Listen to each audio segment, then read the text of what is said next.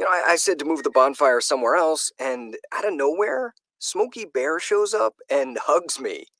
So you noticed some wildfire hazards and moved your bonfire to a safer location. Yeah. Yeah, that's Smokey, all right. He likes it when people help prevent wildfires. It hits him close to home. Not everybody gets the hug, my friend. So that's pretty special to get a hug from Smokey Bear. So it was him. Guys, I told you it was Smokey. Okay, well, congratulations, my friend. And thanks for calling. There are many ways to prevent a wildfire. Learn how you can do your part at SmokeyBear.com. Only you can prevent wildfires. Sponsored by the U.S. Forest Service, Ad Council, and your state forester. Hope you enjoyed your meal. And I just want to say, he's lucky to have a brother like you. Lucky? Caring for my brother is far from easy. Waking up every day, lifting him from the bed to the wheelchair to the car to get him to therapy on time. It's no small task between the doctors and the diagnosis, but nothing can disable this love. This is my big brother, my hero. He's part of me, like my arms and legs. So I'll be his. See, there's no time for tired. This starts again tomorrow. He'll be waiting for me. I wake up for him. I know he needs me, but I'm the lucky one. Even though I need help now and then. If you're caring for a loved one, visit aarp.org/caregiving for care guides and community, or call 877-333-5885. Caregiving Resource Center. Support for your strength. Brought to you by AARP and the Ad Council.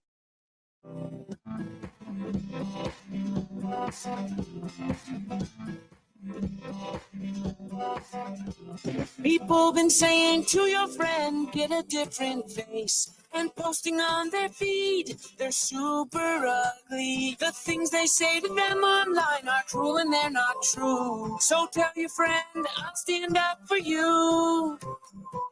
Don't worry, I know what to do. Tell the world I see with an emoji to stop the bullies. Know someone who's being bullied online? Send the witness emoji. It looks like an eye in a speech bubble, and it's in the symbol section near the clocks in your phone. You'll let the world know it isn't cool, and you'll let your friend know you care. Learn more about the witness emoji at eyewitnessbullying.org. Brought to you by the Ad Council. It may be hard to believe, but people just like you are already saving money. FeedThePig.org makes it easy. Their simple savings plan teaches you how to start saving without going overboard. So you don't need to mooch off your friends. You gonna finish that grape? You mean the one in my mouth? You don't need to stop buying the necessities. What you're smelling is a natural musk. Ew. You don't need to be a medical test subject. How do you feel? Mostly okay. Sometimes, though. You don't need to get a second job as a stuntman. Break for lunch. You just need an internet connection. Don't get left behind. Start your personal savings plan with the tips and tools on feedthepig.org. That way, you don't need to sell your soul to the devil. $15 is the best I can do.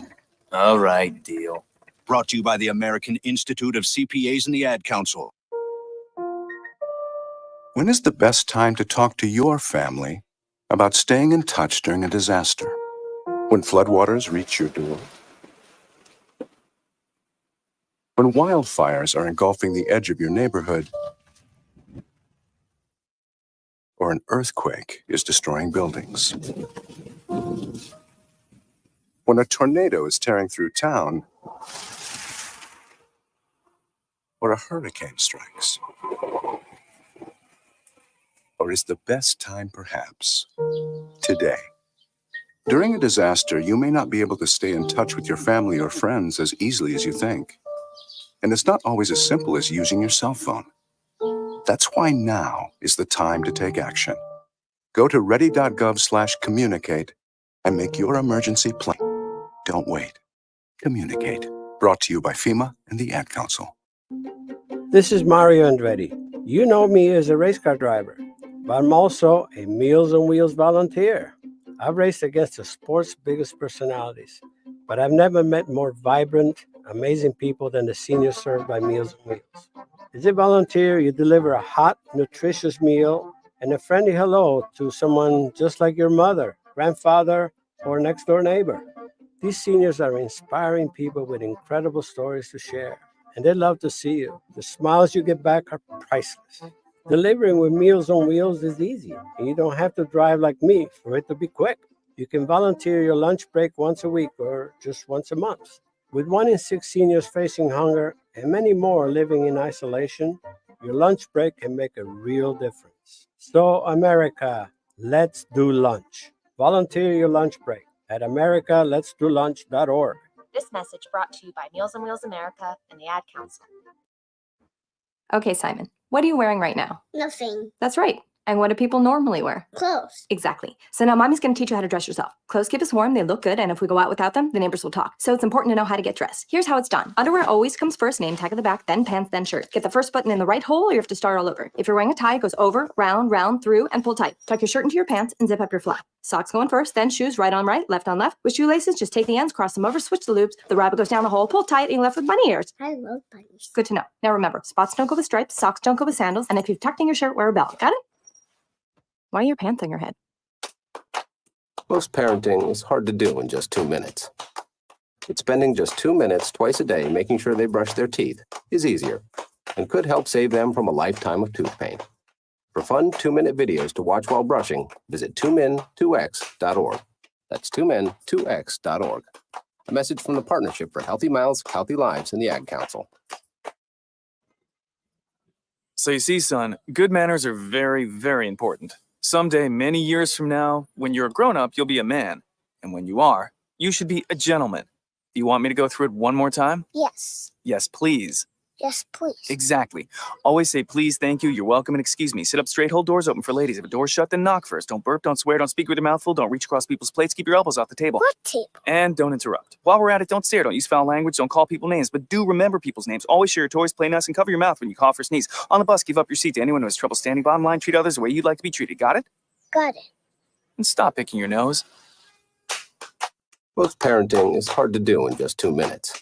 But spending just 2 minutes twice a day making sure they brush their teeth is easier and could help save them from a lifetime of tooth pain. For fun 2-minute videos to watch while brushing, visit 2min2x.org. That's 2min2x.org. A message from the Partnership for Healthy Mouths, Healthy Lives, and the Ad Council. Hey, there he is. How's it going? I'm having a stroke. Are you going to shake my hand or what? I'm having a stroke. Wow, you're not even moving your arm. I'm having a stroke. Are you okay? I'm having a stroke. Your face looks weird too. I'm having a stroke. Are you having a seizure or something? I'm having a stroke. When someone is having a stroke, they may not be able to say it with words, but their body language will tell you loud and clear. I'm having a stroke. You just need to know the sudden signs. Look for FAST, F-A-S-T. F, face drooping. A, arm weakness. Or S, speech difficulty. Then T, time. Time to call 911 immediately, because the sooner they get to the hospital, the sooner they'll get treatment. And that can make a remarkable difference in their recovery. Know the sudden signs. Face, arm, speech, time. Spot a stroke fast. Visit strokeassociation.org. Brought to you by the American Stroke Association and the Ad Council. It's the Worldwide Sports Radio Network. Jalen Brunson injures his foot in game number 2 versus the Pacers. Rick Carlisle says the refs miss 78 calls in game number 1 and game number 2. And NBA awards a recap. A lot more on the Sports Loudmouth here.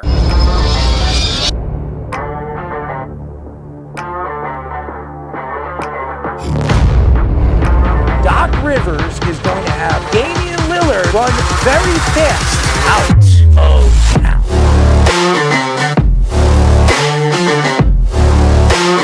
Does he help them win? You're under 500. Aaron Judge helps the Yankees win. You're paying the player $300 million. You better be sure that that guy's going to help you get over the hump.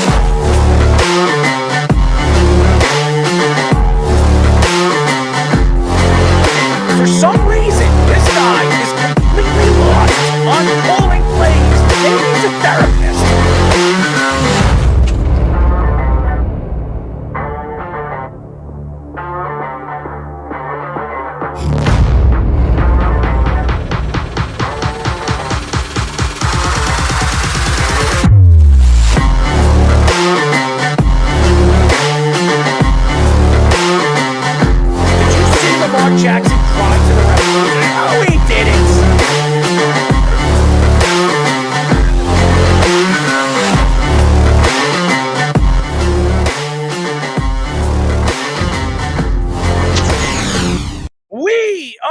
for a new show of the Sports Loudmouth. I'm your host, Errol Marks, my co-host, Speedy Petey, our executive producer, Mr. Aaron Fishman. We call him Fish. And on our Sports Minutes and our telecom, as we always call him, Scoops, Tommy Scoops. Remember, you can call us at 631-672-3108 is the number to call. Go to our website at www.worldwidesportsradio.com. Check out all our shows throughout the week, including the Loudmouth with me and Speedy Petey every single Wednesdays and Thursdays at 7 p.m. All you have to do to tune in and check out your local listings is go to our website at www.worldwidesportsradio.com. Speedy, is your mic on today? Yes, it is. My mic is on, and the mic will be on for some great guests that are a little out of the sports world. One of which we've had on the show before that does a fantastic job. He is in the sports. He is world. also in the sports world, but he also does a great job with mountain climbing as well, Mr. Mark Patterson. And shout out to Jack Burke, who helped us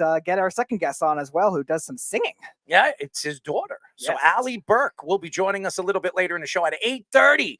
So it'll be fun. It's the first time on the Sports Loudmouth, and she's doing some great things, singing the national anthem in all different sports parks, including baseball parks. She wants to break the record, and I think she has a very good chance of doing so. So it's going to be a very, very fun show. I think everybody's going to enjoy it. We're going to make you laugh, and Speedy might do some crazy things on the scope. So tune in and keep listening for our 3-hour show as we will be entertaining you throughout the night. And the Knicks up 2-0, baby. I'm excited about that, and we will get into that. 8 o'clock, we'll be talking to former NFL receiver, 7 Summits mountain climber, and Emmy Award winner, Mark Patterson. He's been on our show twice. This will be the 3rd time he's been on our show. He's fantastic. He's right now doing some things with Sports Illustrated as well, so he will be joining us a little bit later in the show.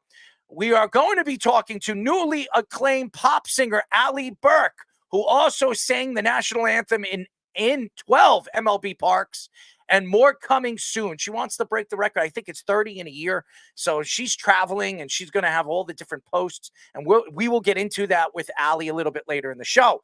Jalen Brunson injures his foot in game number 2 versus the Pacers, and the Knicks lose OG Anunoby for a couple of games. So the New York Knicks have some work to do. Even though they're up 2-0, you're going back to Indiana, and Rick Carlisle says the refs missed 78 calls in game 1 and game 2. Let me ask you a question. Did he actually count? Did he actually go on the video and said, there's 1, there's 2, there's 3, 78 calls? I don't understand it. But hey, listen, if you're the coach, you're going to stick up for your team. And there were a lot of non-calls in that game, so I'm not going to blame him to complain. The Knicks definitely had the advantage in Madison Square Garden. There's no question. NBA awards recap, as we all know, our friend, Mr. Jokic, is the new MVP 3 times in the last 4 years. So congratulations to Nikola Jokic for winning his 3rd MVP in 4 years. Austin Rivers says that at least 30 NBA players could play in the NFL. Where do these guys get their information? I mean, you have Gilbert Arenas saying that every single basketball player in the 90s was on steroids. And now you have Austin Rivers, Doc Rivers' son, who's now doing podcasts, and he's all over the television. He's coming out and saying, hey, you know what? 30 NBA players could play in the NFL. Congratulations, Austin. Thank you for accomplishing nothing in that comment.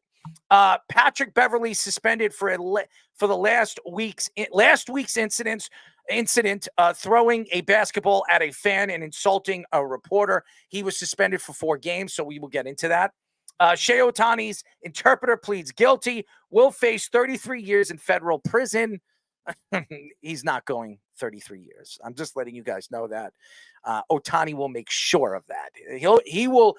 I'm telling you right now, Ohtani's going to be paying for his lawyer. There's no question in my mind. He is going to pay for his lawyer. Rashee Rice now under investigations for attacking a photographer. What is going on with Rice? I mean, driving his car, crashing his car, and going to a club and not taking responsibility for that and getting in trouble for that. Now he's attacking photographers. What's going on with the NFL? I mean, seriously, let's parlay with Wes and maybe Reno Johnny a little bit later in the show, probably around 9:15. So a lot to get into. But yeah, I do not know what these NBA players are doing right now. But you know what? Again, we could go back and we can argue all the stuff about the New York Knicks, and we are going to get into the Knicks first because Jalen Brunson getting hurt the other day, it really got me scared. And if you're a Knicks fan right now, and there's a ton of Knicks fans listening to our show, every single Knicks fan was breathing hard when Jalen Brunson stepped off the court with his father. A lot of questions if he was going to come back. He was doing the shoot around, and then finally came back, which a lot of sense of relief for the New York Knicks, because without Jalen Brunson, they were down by 10 going into the second half. There was no chance in hell they come back from Indiana. Indiana was playing good basketball in the first half and then kind of fell apart. It really slowly fell apart in the third quarter. And then in the fourth quarter, when the going gets tough, the veteran team, and the Knicks are the veteran team in this series because Indiana is the third youngest team in the NBA, the second youngest team out of the two teams left with OKC and them. So OKC, I think, is the youngest team in the NBA, and I think Indiana is the third youngest team in the NBA. So very interesting. Jalen Brunson left game number 2 versus the Pacers with a sore right foot. Brunson foot collided with both a Pacer player and knee during a first quarter, leading to him leaving the game. Brunson came back in the third quarter and finished the game with game 2 with 29 points, 2 rebounds, and 5 assists. Brunson is the leading scorer of any player right now in the postseason. Previously had 4 straight 40-point games. He is also 4th in the postseason among all players with 60 total assists. Brunson finished 5th in the NBA MVP voting behind Giannis, Alexander, Doncic, and Nikola Jokic. As soon as we heard that he was 5th in the voting, the injury happened. And I don't know if it was a jinx. I don't know what happened. And obviously he collided with a Pacer and he had to step off the court. And I thought he was done. At first I thought it was his hand. It was because he was holding his hand. And he walked off the court. He was limping. He went to the back. His father went to the back. One of the assistant coaches went to the back. And he didn't return all the way through until the end of the half. He started doing the shoot around like I was just saying. And obviously he was going to return. They needed him because the Knicks fell behind in the first half without him. They couldn't hit a shot in the second quarter. They were really depending on more of OG Anunoby, who had a sensational game before he hurt his hamstring. He was playing great. I think he had at one point 25 or 26 points going into the second half of the game. He was the go-to man for the New York Knicks. He was the best player on the court for the New York Knicks in the first half. And without OG Anunoby, the Knicks they're not even close going into the second half. Dante DiVincenzo stepped up in this game. He made some big 3-point shots, as he did in Philadelphia in I think it was game 5 or game 6. And to me, the Knicks are going to need more secondary points from guys like Josh Hart. And Josh Hart, I have to give Josh Hart a lot of credit. He is the leader on that court. You could say whatever you want about Jalen Brunson. The guy that speaks the most, the guy that is interactive with all the players, it's Josh Hart. You can see it. He's on the court. He's screaming. And I don't know what's going on with some of these guys. Hartenstein, everybody keeps bragging about Hartenstein. He hasn't looked good. All right. I'm sorry he hasn't. Now, is he giving you quality minutes? He is. He's playing more minutes than he probably ever has in his career. There's no question. But Miles McBride has been horrible in the last 2 series. In Philadelphia, in the first 2 or 3 games, he was hitting shots. And then all of a sudden he lost the rhythm of his shot. I don't know what happened in game 5 and game 6. He wasn't the same player he was in the first 3 games. And now in this series, in game 1 and game number 2, he's played a lot of minutes and he has been a shell of himself. And it's a big problem because if the Knicks are going to depend on Miles McBride to be their second point guard, the guy that's coming off the bench for Jalen Brunson, he's going to have to do more. He cannot go on the court, not give them any points, and defensively making mistakes. And he's not doing the right thing. This is a guy that is very good defensively. He could defend, even though with his size, he could defend the 1 and the 2. It doesn't matter how big, because I've seen Miles McBride defend Halliburton, and he's very good. He's good with his hands. He's very well. He gets low to the ground. He gets right to the ball, and he's been a very important player to the New York Knicks, especially in the second half. That's why he got the 3-year deal extension, and that's why they decided to trade Grimes, because Grimes was supposed to be Miles McBride. He hasn't, and he didn't develop into the player that they thought he was going to be. But Jalen Brunson, you can see it. When he is not on the court, this offense is abysmal. They cannot do anything. They try to run it through OG. They're trying to run it through Dante DiVincenzo. And yes, OG was hitting shots, but they started to fall behind quicker. And they don't. And the problem with the Knicks in this series, and I'm going to say this, they're giving the Indiana Pacers second chances more than enough times in this series, early series, that we have seen the Pacers out-rebound the Knicks offensively on the offensive boards. You cannot let the Indiana Pacers, and by the way, the Knicks were the best rebounding team in the NBA this year. All around, offensively and defensively, they led the league. And you're letting an Indiana Pacers, a young Indiana Pacers team, out-rebound you. You cannot do that. And I'm going to say this right now. You're going to Indiana now. This is their home. The crowds are going to be loud. The fans are going to be crazy. Just like Madison Square Garden. And Indiana is so much better at home than they are away. Halliburton, we said it yesterday, he averages about 21, 22 points away. He averages about 25, 26 at home. That's a significant number. That's 4 points extra. If you look at the scores in this series, they're not high-scoring series where the Knicks are blowing out the Indiana Pacers. And I'm going to tell you this. The secondary players, their bench has been much better than the New York Knicks'. Much better. And this has been the Knicks' strength all season long. They were getting secondary scoring from their second team offense. They're not getting it in this series. They barely got it in the second half of the other series against Philadelphia. They're playing 5 guys 40 minutes. They're tired. And you can see it. They're huffing and they're puffing. Jalen Brunson, when he steps off the court, when Thibodeau calls a timeout, you can see it. Josh Hart is tired. They're all tired. And this is what Tom Thibodeau does. This is the complaint of a lot of players over the past years over there with the Bulls, with the Timberwolves. Karl Anthony Towns, after Thibodeau got fired, said that he worked the players. He worked the young players too much. And you've seen it with the Bulls. Derrick Rose, why do you think he hurt his knee twice? Why do you think he tore his knee twice over there with the Bulls? It was because he was playing 42, 43 minutes a game. And then you had problems with all the different players on those Bull teams. Jimmy Butler had turf toe. So did Joakim Noah.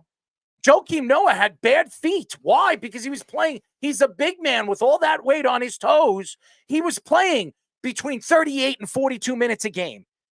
It eventually catches up to you. The Knicks are a young team. There's no question. Jalen Brunson's 26. Josh Hart is about 26, 27. You have Dante DiVincenzo, 24, 25. Miles McBride, 21, 22. I mean, they're young.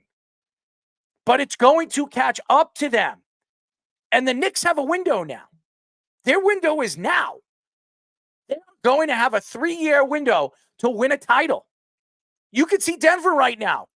Their window opened last year, and it could close just as fast. You're seeing what the Timberwolves are. You see what Anthony Edwards is turning into. You see what Karl Anthony Towns is when he's 100% healthy. Rudy Gobert, who would have thought that this team was going to work on all cylinders? Over there with Minnesota, they're the best defensive team in the NBA. They're bashing right now Denver. And the Knicks are playing an Indiana Pacer team that's not anywhere close to as talented as they are.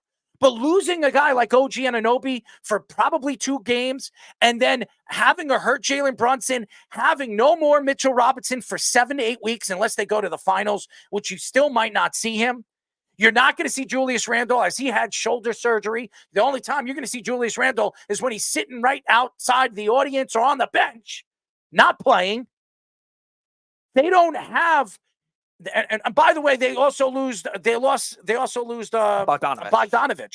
Bojan Bogdanovich, a guy losing a guy like that who was really shooting the ball good in the Philadelphia series, early in the Philadelphia series, giving them that secondary offense. Now you're going into this loud Indiana Pacers home where the fans are going to be harsh on you. The refs are going to be on their side. The Knicks got all the calls in Madison Square Garden as well as they should. But when you go away, it's not the same thing. And I'm going to tell you this right now. The Knicks cannot go back to Madison Square Garden 2-2. Because if they do that, the pressure goes on to them. It leads to them. And as a Knicks fan, you do not want to go to Indiana and lose both of those games. And that could very much happen. Yeah, the injuries are definitely going to wear over time, too, if the series is longer than they should. We were talking about it last week with the Celtics losing Porzingis. Like, if that series goes longer than it should, while they might get Porzingis back in the Eastern Conference Finals, even if they win, it's still a little more wear and tear than they would want. And the Knicks are dealing with multiple guys that have had repeat injuries. Mitchell Robinson's now out for the season with multiple injuries throughout the year. OG Anunoby now, like you said, is going to miss Game 3, definitely. Maybe we'll miss Game 4, and probably if the Knicks win Game 3, they definitely should rest him for Game 4 if that's the case. But even if they don't, you have to be cautious with him. But Jalen Brunson is somebody that they cannot replace whatsoever because he just does way too much when it comes to spacing, scoring, and just everything that makes these teammates around him better. There's nobody that can replace that kind of thing. OG Anunoby, while his defense, I don't know if anyone can replace it individually, they can still collectively do it as a team. They have enough wing depth to be able to make up for the three-point shooting efficiency-wise. If, like you said, guys like Josh Hart and DiVincenzo play well. It's a big loss losing OG Anunoby. Don't get it twisted, Speedy. You're losing a guy that you depend on defensively, that defends multiple positions. He's a good rebounder. He's a good blocker. He does miss a lot of jams. I mean, we've seen it throughout the last two series. I mean, he's missed how many slams? I think it was three that I can remember. Yeah, 3. So, but you saw what OG could do when you lose a guy like Jalen Brunson. OG took over offensively. He was hitting shots all over the court. His shot is a lot better than people think it is, and he can get inside and he can dominate. So he's really their secondary scorer when need be. I mean, I know you look at Josh Hart, he's been as good as anybody playing 48 minutes a game. I think it's going to catch up to Josh. And Dante DiVincenzo, he's hot and cold every single game. So you don't know what you expect and what you could expect to get from him. So, I mean, you sit here today, you're happy that the Knicks are up 2-0. But this series is far from over. I know Keith thinks that it's over. You've heard Jeff say that it's over. It is not over. Indiana is a good home team, one of the best in the NBA. And Rick Carlisle is heated. He is absolutely heated. So trust me, he has a board of things going back to Indiana that he can attack the New York Knicks. And you all bring up a good point with Thibodeau, too. It's going to be something that he's going to have to test with all these guys hurt now, going away from his norm. Because if you look at the Game 2 box score, there were 7 players that played 28 minutes or more, and Alec Burks was the only other guy that came in the game and played just 1 minute. Jalen Brunson, besides getting hurt, only sat for like a minute of his actual game action in the first quarter at the end of it, and then he got hurt in the second quarter, obviously, so he didn't play much. But besides that, there's been stretches where Jalen Brunson's only sat out 3 minutes in the whole game. So that kind of thing has to be balanced out a little better than it's been doing, too. Rick Carlisle told reporters after the Pacers Game 2 loss to the Knicks that he was furious with the officials missing calls. Carlisle said small market teams deserve a fair shot, and he thinks that the Pacers are getting punished for their physicality. ESPN's Brian Windhorst reports that the Pacers submitted 78 plays to the NBA to evaluate as missed calls, 29 plays from Game 1 and 49 plays from Game number 2. The Knicks had free throws advantage 22-17, but up until the end of the game, when the Knicks had a good lead, the free throws were evenly called. The Pacers still lost to the Knicks 130-121 in a game where the Knicks had no Jalen Brunson in the second quarter and no OG Anunoby for a lot of the fourth quarter and the third quarter. OG Anunoby got hurt early in the third quarter and was out really the third and the fourth. So everything started to fall back on Jalen Brunson and all the other guys, Josh Hart, Dante DiVincenzo. Even Harnstein needed to step up and hit some ugly shots. But I will admit this. I feel for Rick Carlisle. I do. I don't know if there was 78 calls missed. I don't believe that. That's a crazy number. But do I think there was like 30 or 40 missed calls for the Pacers? Absolutely. Do I believe that the NBA wants the Knicks to move on and play the Celtics? 100%. Are you kidding me? Do you know how many tickets? Do you know how many sales? Do you know how many things that how much money, how much promotion they can make, TV deals they can make off the Knicks and the Celtics? What are the ratings going to be if the Knicks play the Celtics in the finals, the Eastern Conference Finals? But here's the thing. Indiana is going to get a fair shake. And Rick Carlisle going out there and sending this to the NBA only tells the NBA that they have to watch more in Indiana on these calls.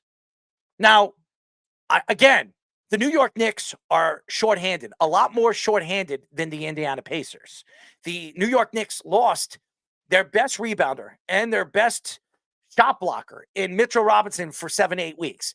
They lost OG Anunoby, who's probably their best all-around defensive player for the next couple of games, probably.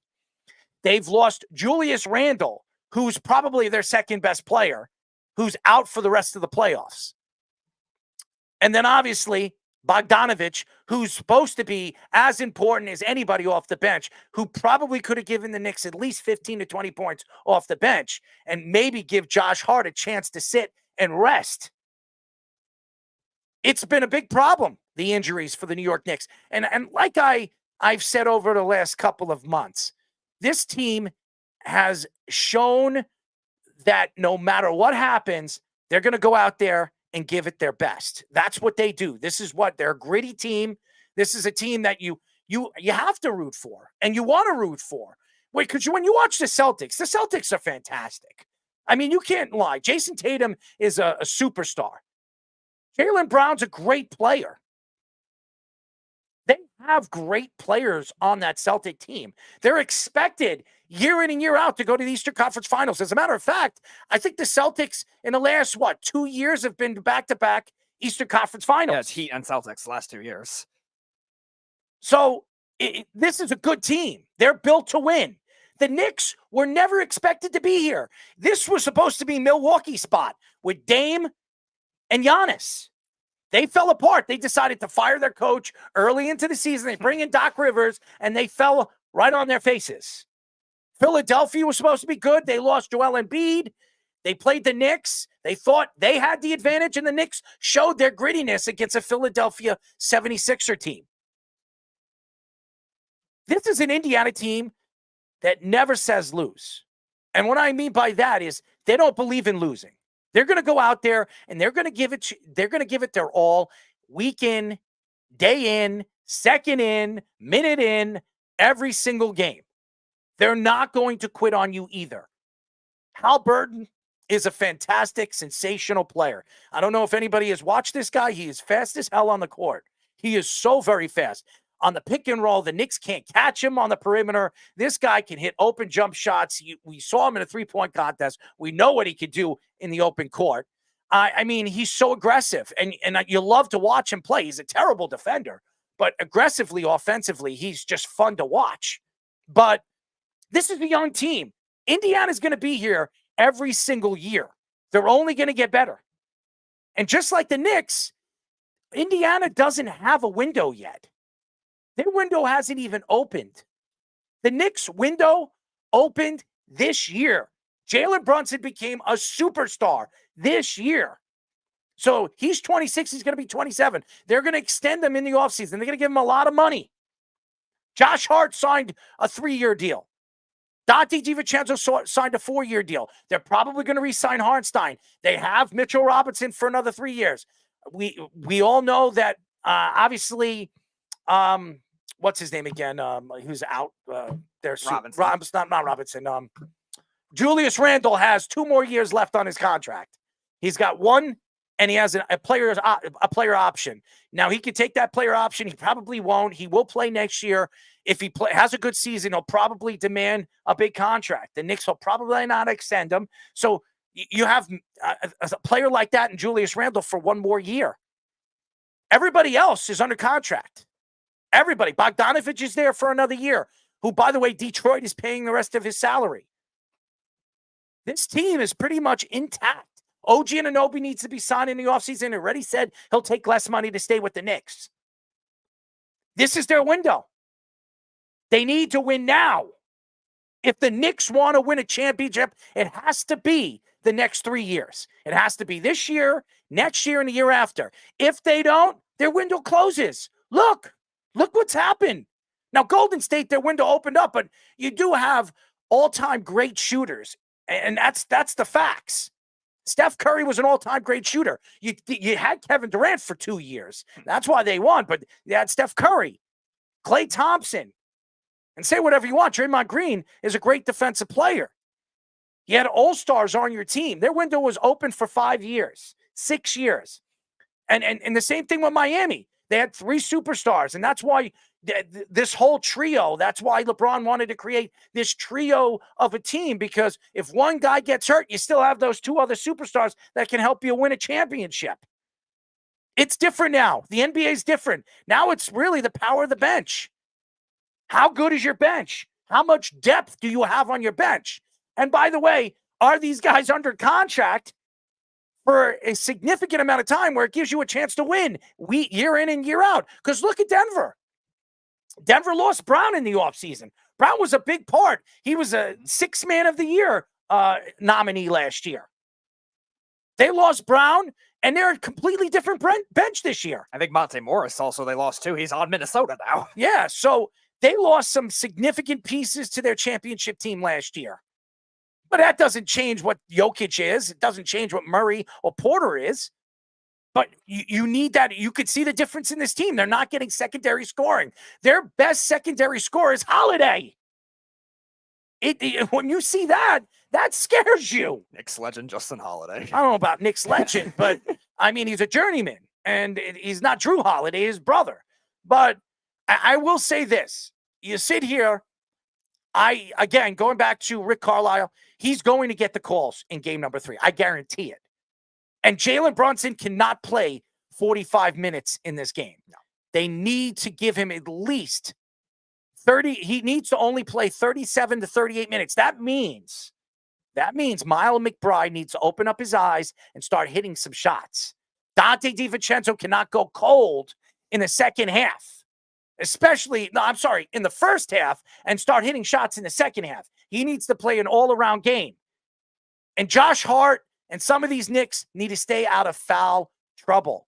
And by the way, you have to play Precious more. Precious, when he's on the court, he gives you that athletic body that you need on the court now that you lost Mitchell Robinson. Yeah, third quarter and into the fourth quarter, Precious was playing a lot. You could definitely see the game really change right around then because the Knicks continue to struggle out of the half. They did that in the Philadelphia series as well. And that's something that I think has to be balanced out. And like you said, the foul calls have to be a little more consistent when it comes to the Knicks drawing fouls and the Knicks committing these silly fouls. And the Knicks at the end of the game, too, especially the last 2 minutes with inbound plays committing some of these random fouls as well, have to change as well. Now, on Rick Carlisle's case, I think this is a really bad notion you see in the NBA, too, where a lot of these young teams don't end up getting the calls the same way because the NBA wants to keep their stars intact. They want to make sure that especially some of the veteran stars are going to stay in the playoffs for ratings. And that's the same kind of thing that people were complaining about last year with the Nuggets and the Lakers series. That's the same thing that people were complaining about with the Warriors and the Kings series last year, that a lot of those veteran teams were still getting the calls amidst that. Now, you have stupid LeBron complaining, oh,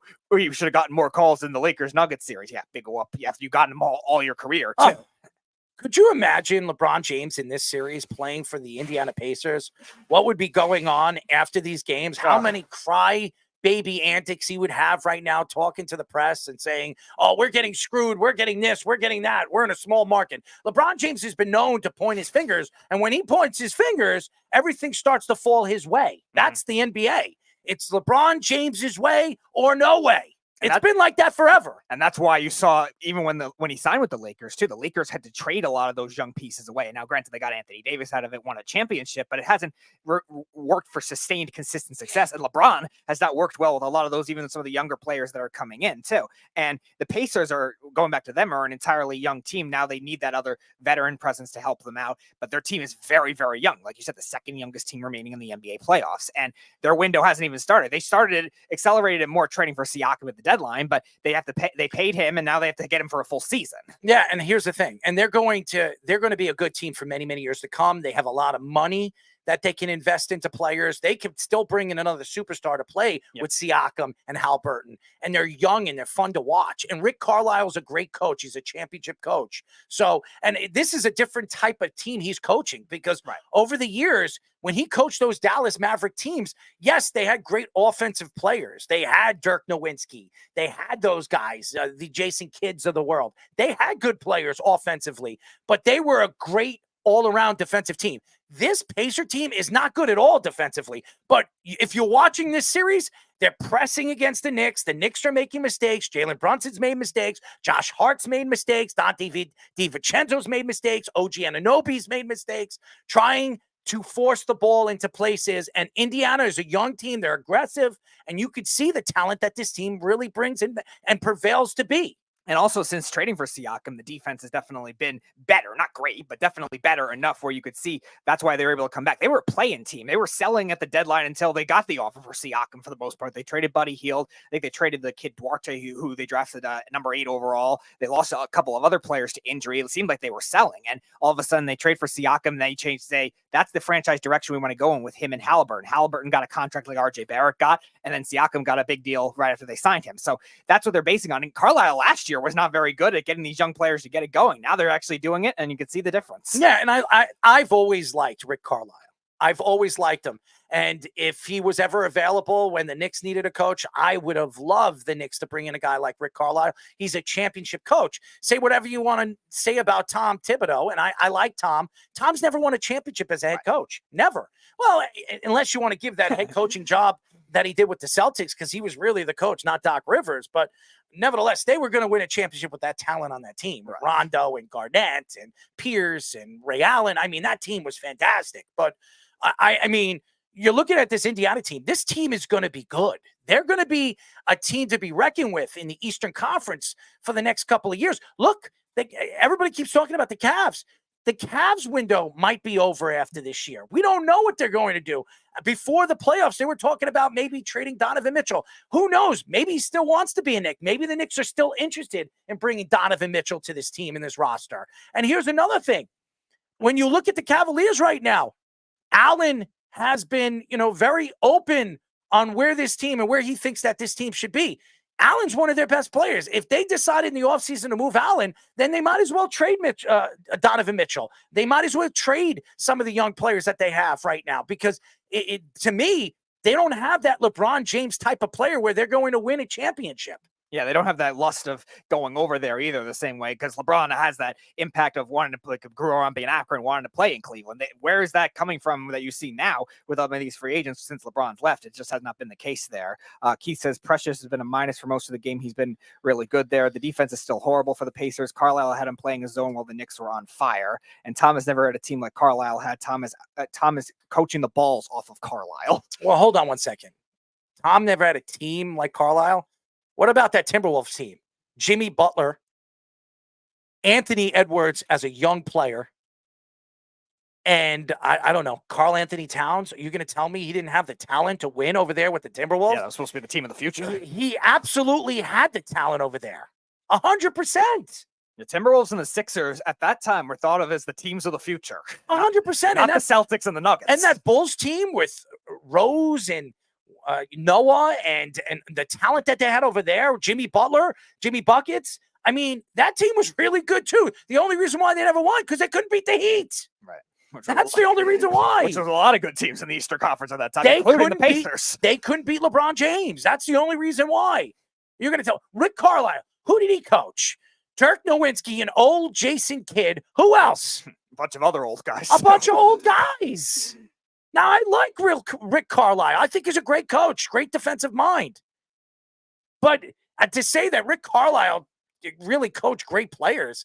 Who? Dirk Nowitzki. Yeah. And all the bad contracts that Mark Cuban brought in too. Chandler Parsons, Harrison Barnes, etc. A 36-year-old Vince Carter. Yeah, but you just said, Keith, what you're saying is that Tom Thibodeau never coached as good of players as Rick Carlisle. That's not true.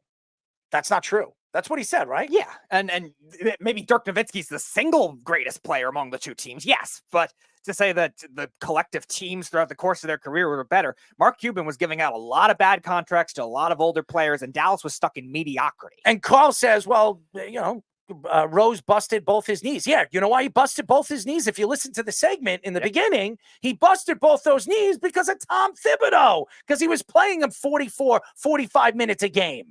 That's why his knees went. Yeah, it's a lot of torque on those knees. And now you're seeing that kind of thing with Jalen Brunson. Hopefully it doesn't get to that level. Again, I going back to Rick Carlisle, I think he's going to get a lot of calls at home. I do. I expect Indiana to win game number 3. I do. They're going to come out strong. They're going to be very aggressive. I expect it, and I do believe that's going to happen. But that doesn't mean the Knicks can't keep it close, put pressure on them, and maybe sneak that win in game number 3. And then you're going into game number 4 where it's house money. Win or lose, you're going back to Madison Square Garden up 3-1. So to me, it's very important that the Knicks win one of these games in Indiana, because if they go back to Madison Square Garden, even because they're saying that OG could miss the next 2 games and he'll be back for game number 5. Yep. If that's the case, and they go back into Madison Square Garden, all the pressure lies to them. And I think that, the momentum is on Indiana's side. And to me, this with this series, it's all about momentum, Speedy. It's all about momentum. Keith says they should win the series if OG is out. Well, OG is going to be out definitely game 3, and we think game 4, but I don't think much further than that we know of. It's going to be very, very interesting. Austin Rivers said on the Pat McAfee show that he believes that you could take 30 NBA players and put them in the NFL, but could not take 30 NFL players and put them in the NBA. Rivers mentioned Russell Westbrook, Draymond Green, and Zion Williamson as NBA players that would succeed in the NFL. J.J. Watt fired back at Rivers, saying that you don't have a job in either sport right now. Go ahead and try football. Former Packers and Raiders wide receiver James Jones also took shots at Rivers, saying they put a flop rule in the NBA because you guys are soft. Jason Kelce said on New Heights that he does believe there are many NFL players that would choose to play in the NBA if they had the choice. Bud Grant, Dave Winfield, and Dave Logan are the only 3 players to be drafted in the NFL and the NBA. First of all, Dave Winfield is one of the greatest athletes of all time. Probably is the greatest athlete of all time. I know everybody wants to give it to Bo Jackson, but Dave Winfield is the only player drafted in the first round in 3 different sports: baseball, basketball, and football. He is the greatest athlete of all time. There's no question. I don't want to hear any arguments to it. This guy was a phenomenal athlete. And I met Dave Winfield, by the way. Nicest guy, very tall, very, very nice guy. And he always has that signature mustache. It was always that signature mustache growing up. The only time I just remembered when I watched Dave Winfield play, he was very tall at the plate. He was very close with George Steinbrenner. Him and George Steinbrenner were very, very close. And he always had that long, weird mustache, that bushy mustache. But Austin Rivers, and I wanted to get into this because I think it's so ridiculous. Gilbert Arenas says yesterday when we were speaking about it on a podcast, his podcast, saying that 90s NBA players were doing steroids. All of them, which I think is ridiculous. Now you have another ex-NBA player. He's not in the NBA anymore, but he's speaking now like he is in the NBA. Now, he brought up Russell Westbrook. Russell Westbrook could not play in the NFL. I'm sorry. He is not, his body type is not fit to be in the NFL. He's long. There's no question. He's fast. But can he run routes? Could he take a beating on the field like some of these wide receivers? Because he can't be a running back. He's too tall. So he's what, 6'4", 6'3"? Right. He would have to be a wide receiver. Could he run the routes, and could he take a beating that some of these wide receivers are taking? I don't know. Now, Zion Williamson has a body of a tight end. The guy can't stay healthy. He can't stay healthy on a basketball court. How could he stay healthy when he's taking a beating on a football field? That's not going to happen. Draymond Green, his big mouth, he would get killed in 5 minutes by an NFL player. Him opening his mouth the way he does, it would just piss people off. And I'm not saying Draymond Green isn't athletic. I'm not saying that Draymond Green's his body is not built for the NFL. Draymond Green would never get away with the things he's getting away with on the NBA courts. Never. These NFL players would kill him. They would murder him. And to say that 30 NBA players, there's only one NBA player right now that I can pick, that I could say, you plug him in right now, he'd be a great NFL player. And that's LeBron James. LeBron James can jump like a kangaroo. He can run routes. Remember, LeBron James, when he was playing high school ball, was one of the best wide receivers in the country before he decided to play basketball. His body is built like a tight end, 6'8", athletically gifted, muscled. His muscles go up from his neck all the way down to his feet. He would be impossible to stop. The guy could jump so damn high. How the hell are you going to stop somebody like that? LeBron James would be the factor right there. He should have, if Austin Rivers wanted to make some sense and he wanted to really sell that to J.J. Watt and sell that to Jason Kelsey or anybody in the NFL doing a podcast or on a radio show or Pat McAfee show, I would have brought LeBron James up. It would have made more sense than bringing up, I don't know, old man Russ, Draymond Green, and Zion Williamson. Not to mention that Austin Rivers was barely an NBA player because he wasn't that good. He was a first-round pick because of his dad. We were joking about it last week with Deion Sanders and Shedeur Sanders. If you were to judge prospects, Shedeur Sanders is still pretty far ahead of what Austin Rivers was as a prospect at the time at Duke. And he got drafted in the first round. Why? Because of his father. Did you hear this? Keith says Westbrook would be a defensive back. How the hell is he going to be a defensive back when he doesn't play defense? Yeah, and Keith, you bring up a good point with the concepts being very different too. And I think that's why Errol was saying, like, body type wise, he's going to be a wide receiver, but there's a very tricky route tree that you're going to have to learn with all the offensive coaches in today's game that is much more elaborate than it was even 10 years ago when Russell Westbrook came into the NBA. And even when judging a corner, you're going to need that kind of physicality, that kind of agility to be able to make that kind of thing work. Russell Westbrook at this point in his career is not going to have that. Corners do not last until 33, 34 years old at a high level all the time. You don't see that at that position. A quarterback you might, an offensive lineman you might, because it's not as much speed oriented. With the game getting faster and much more conceptually complicated, it is so much harder to be able to do that kind of thing. And again, James Jones, we all know he actually, I think he played for the Packers. I remember I never remembered him playing for the Raiders, but I remember him playing for the Packers and Aaron Rodgers throwing him the ball. And I'm not going to take a lot from James Jones because he wasn't a great player. He was a good player, but he's right. The NBA is all about flopping. You can't flop in the NFL. You're not going to get away with flopping in the NFL. That's not going to work in the NFL. Unless you're Patrick Mahomes, get every call. It's just not. It's a joke that he thinks, and I really want to get into this because it makes me laugh. And I think Austin Rivers, he came from my Duke Blue Devils, so I'm not going to hate on him. He is Doc Rivers' son, and Doc Rivers, to me, is a shell of anybody believing he's a great coach. I do not believe he's one of the greatest coaches in NBA history. I have people, I've been on, forums where people say that Doc Rivers could go down as one of the greatest coaches in NBA history. And I said, where?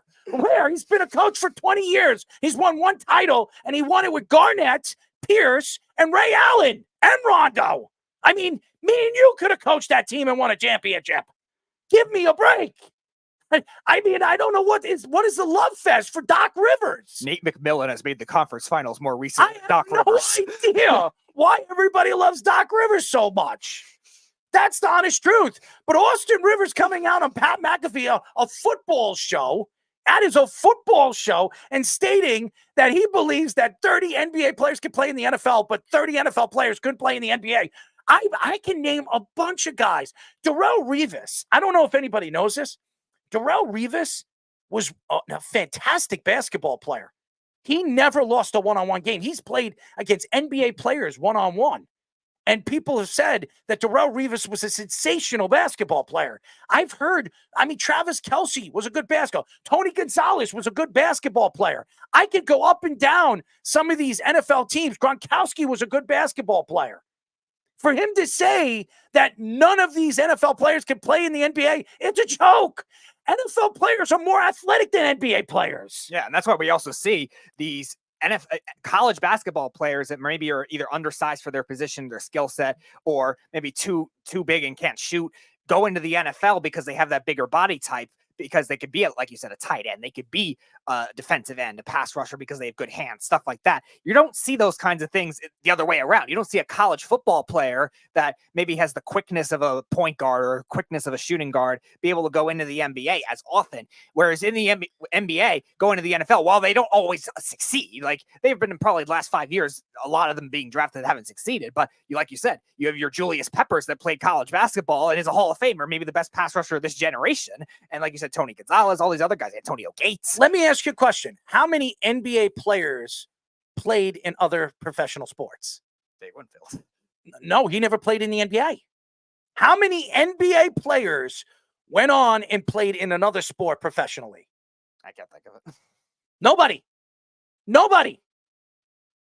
But I tell you this, how many football players played in other sports professionally? Mm-hmm. Many. Yep. Bo Jackson, Deion Sanders. We could go up and down certain players in the past. There were many guys. Dave DeBusschere, did he play in others? I don't remember Dave DeBusschere playing in any other professional sports. I'm stating the facts. Football players are more athletic than NBA players. They are. I mean, these guys, I'm not saying all of them, but a lot of them. I mean, has anybody watched guys like Justin Fields? You don't think Justin Fields could play in the NBA? The way he runs, the way he moves, his athletic ability. How about Micah Parsons? Has anybody watched him play pickup basketball? He's a pretty damn good basketball player. NBA All-Star Weekend, he won the NBA All-Star, celebrity game. Contest, yes. He won. What did he score? 35 points, 36 points in that game? He's a pretty good athlete. Why couldn't he play in the NBA? He's better than some of those bench players. Half of them shouldn't even be on the court. I'm just speaking the truth here. How could Austin Rivers come out and say that 30 NFL players couldn't play in the NBA, but 30 NBA players could play in the NFL? That doesn't make any sense. What are you trying to say, Austin?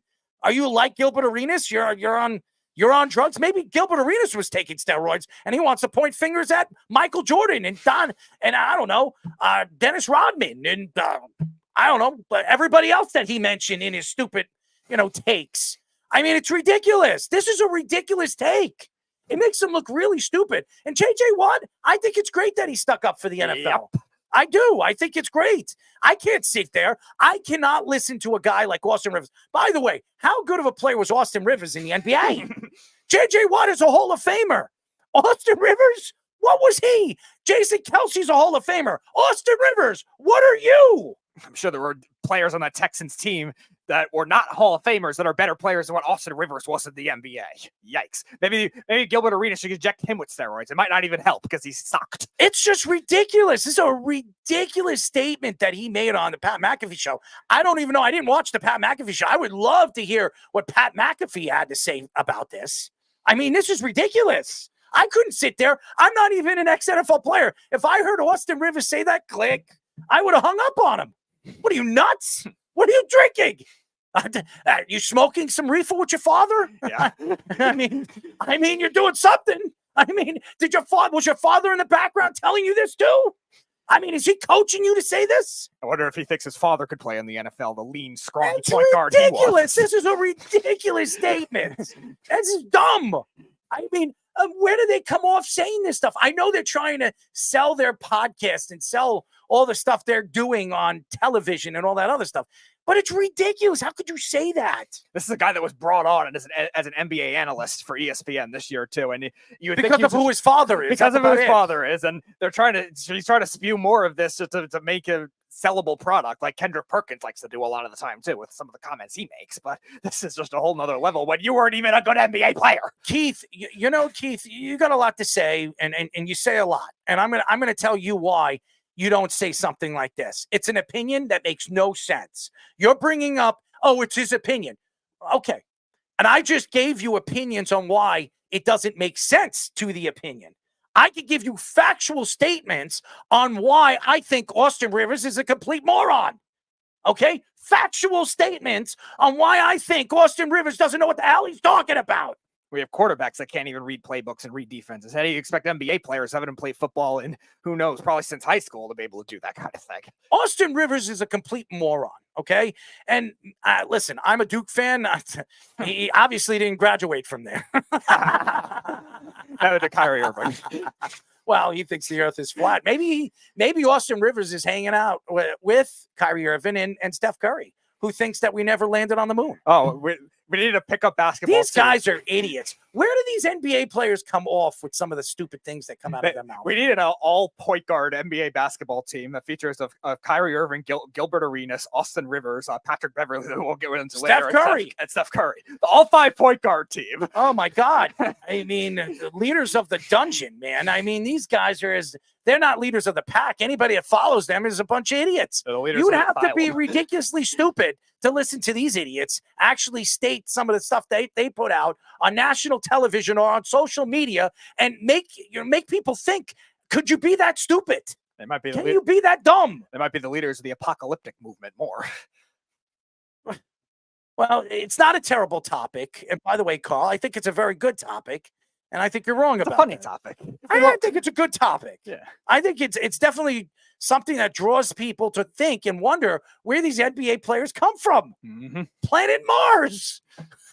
I don't know. Mars might not let Austin Rivers in. Steph Curry doesn't believe that we actually even flew out of orbit. I would love NASA to just kidnap him one day and just have him fly to the moon. Where did all those,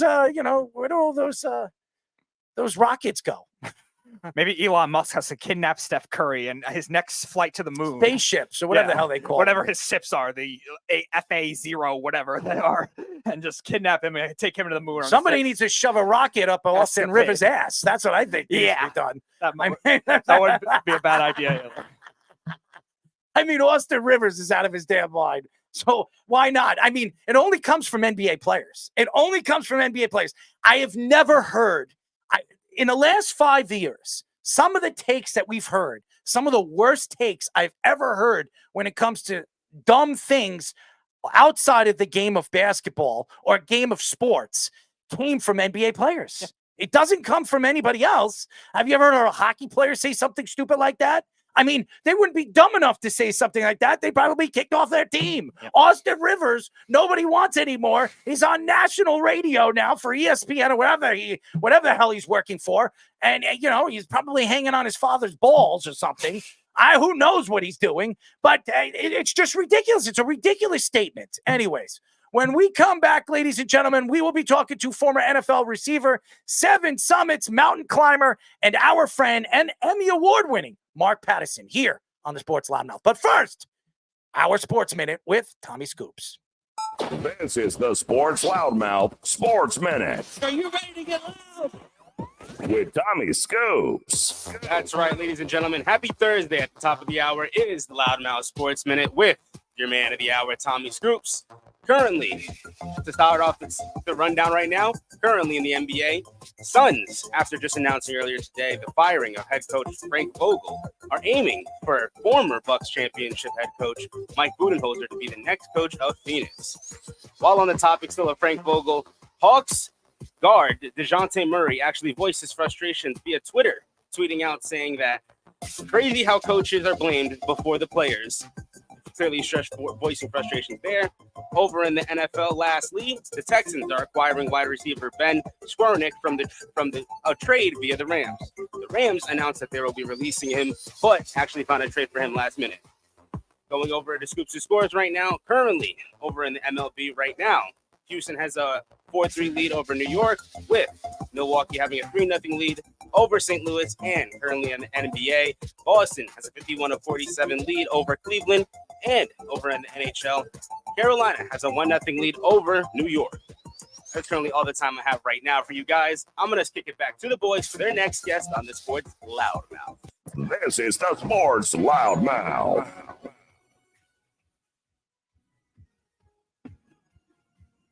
631-672-3108 is the number to call. You're listening to the Sports Loudmouth. I'm your host, Darryl Marks, my co-host, Speedy Petey. And on the board, our executive producer, Aaron Fishman. Remember, you can go to our website at www.worldwidesportsradio.com. Check out all our shows throughout the week, including the Loudmouth with me and Speedy Petey every single Wednesdays and Thursdays at 7 p.m. I keep, messing up the 103.9 take because we do a show on 103.9 FM every single Saturday at 7 p.m. But all you have to do to tune in and check out our local listing for all our shows is go to our website at www.worldwidesportsradio.com. It's crazy, man. It's been crazy for me all day. I've been all over the place today. I barely had any sleep. I am pretty much a zombie, ladies and gentlemen. And how I'm doing this show, how I did the last night's show for almost 4.5 hours makes just absolutely no sense. But there is a guy that does a lot of crazy things, and he is one of the craziest people I have ever spoken to. And we have him on right now. We are now talking to ex-NFL receiver, 7 Summits, mountain climber, and Emmy Award winner, our friend, Mark Patterson. Mark, what's up, buddy? How you doing? How you guys? I got to make sure you don't fall asleep. You're a zombie. You're walking around. We need to get you some caffeine. The thing is I don't like coffee. I don't like tea. I don't like any hot drinks. So, Mark, that's not going to work for me. So if I'm hanging out on a mountain and it's cold out there, you're not going to see. I will stay cold. I will bundle up. And the only thing I'm going to be drinking that has caffeine is Coca-Cola. And that is a bare minimum because I don't want to kill myself drinking that stuff either. It's like, do you know, I don't know if you know this, in the 80s, they used to use Coca-Cola to take paint off the roads. Did you know that? No. Well, now No, you know. I've heard experiments about, you drop something in, a glass of Coke and give it a few days or something, and the whole thing, disintegrates, and so it's not good. So imagining that stuff going down in your stomach. I quit soft drinks a long time ago. Well, I didn't. I'm a big Slurpee drinker, and I love my Coca-Cola Slurpee. So I am a Slurpee guy, 7-Eleven guy. So I know I have to stay big somehow. So I gotta drink something. I'm not a caffeine. I don't smoke cigarettes. I don't drink. So I gotta have the sugar, man. I have to have the sugar rush. All right. But hey, listen, let's get into it because we haven't spoken to you in almost a year. And It's been crazy. I know you've been doing a lot of training. The last time we spoke to you, you were training for climbing a mountain. How is everything going right now over the last couple of months? Have you climbed any other mountains since then? Yeah, so let's go back a couple years. So a couple years, my whole plan was to go over to Switzerland and climb to me, is one of the most iconic mountains in the world, called the Matterhorn. And it literally, if you go to Disneyland, you have the ride where you go into it and you spin around the mountain, you go up, and you got this crazy looking mountain that is really just made of 100% rock that just skyrockets and blooms out of this little village in the middle of Zermatt or Switzerland called Zermatt. And so I went there 2 years ago, and I got to the base, and the main guy that monitors who goes up and down, he was a guide, and it was blown like hell up there. And I said, what are the chances of me making it to the top and back? And he said, it's 100% that you will die. So I said, you know what, I'm out. So I retreated down to Chamonix, and I climbed another mountain, a big mountain over there called Mont Blanc, 16,000 feet, very difficult. I was able to do that. And then last year, answering your question, I went back to Zermatt to attack the Matterhorn. It's terrifying. You're inverted, you're going straight up. The top, you're on the Switzerland side, and it's about 2 feet wide. And you have to go about 100 yards to the Italian side to actually crest the very tippy top of the Matterhorn, which I was petrified to do, but I overcame that fear. made it happen. And so right now I'm in the process of training for another mountain in Switzerland as well, called the Eiger. And many, many years ago, Clint Eastwood made a film called The Eiger Sanction. And so I was inspired by that. He was he was a CIA guy chasing a Russian operative or something up the North Face. So I'm going to be retracing that same route. It should be pretty intense. So I saw on your Twitter a lot, you were going through something Camp Everest. I saw a lot of different videos on that. I think on your TikTok as well. So talk about that, what all that entailed. Yeah, so I think we talked about this last year, and it is the Everest season right now. It's always very relevant because a lot of people are very ambitious and optimistic about doing training. They've always, put Mount Everest. It's the pinnacle of achievement to make it to the top. And at the end of the day, 17 people died last year, and this year they were running into a lot of problems because you need to allow yourself a certain amount of time. Usually it's 2 months up there. So you're building red blood cells as you're going up, and you're coming down, and you're going up a little bit higher and coming down. But the Khumbu Icefall is this terrifying ice face boulders that come crumbling down, and you have to go through that. And there hasn't been any routes that have been passable until about 2 weeks ago. So it just puts everybody behind the 8 ball in terms of getting their training and acclimating and being able to go up and down the mountain. So anyways, I'm just watching. I have a lot of friends up there, a lot of guides, and, navigating, going through what they actually went through. It's a long time to be at that height. Your base camp is 17,500 feet, people, or 500 feet.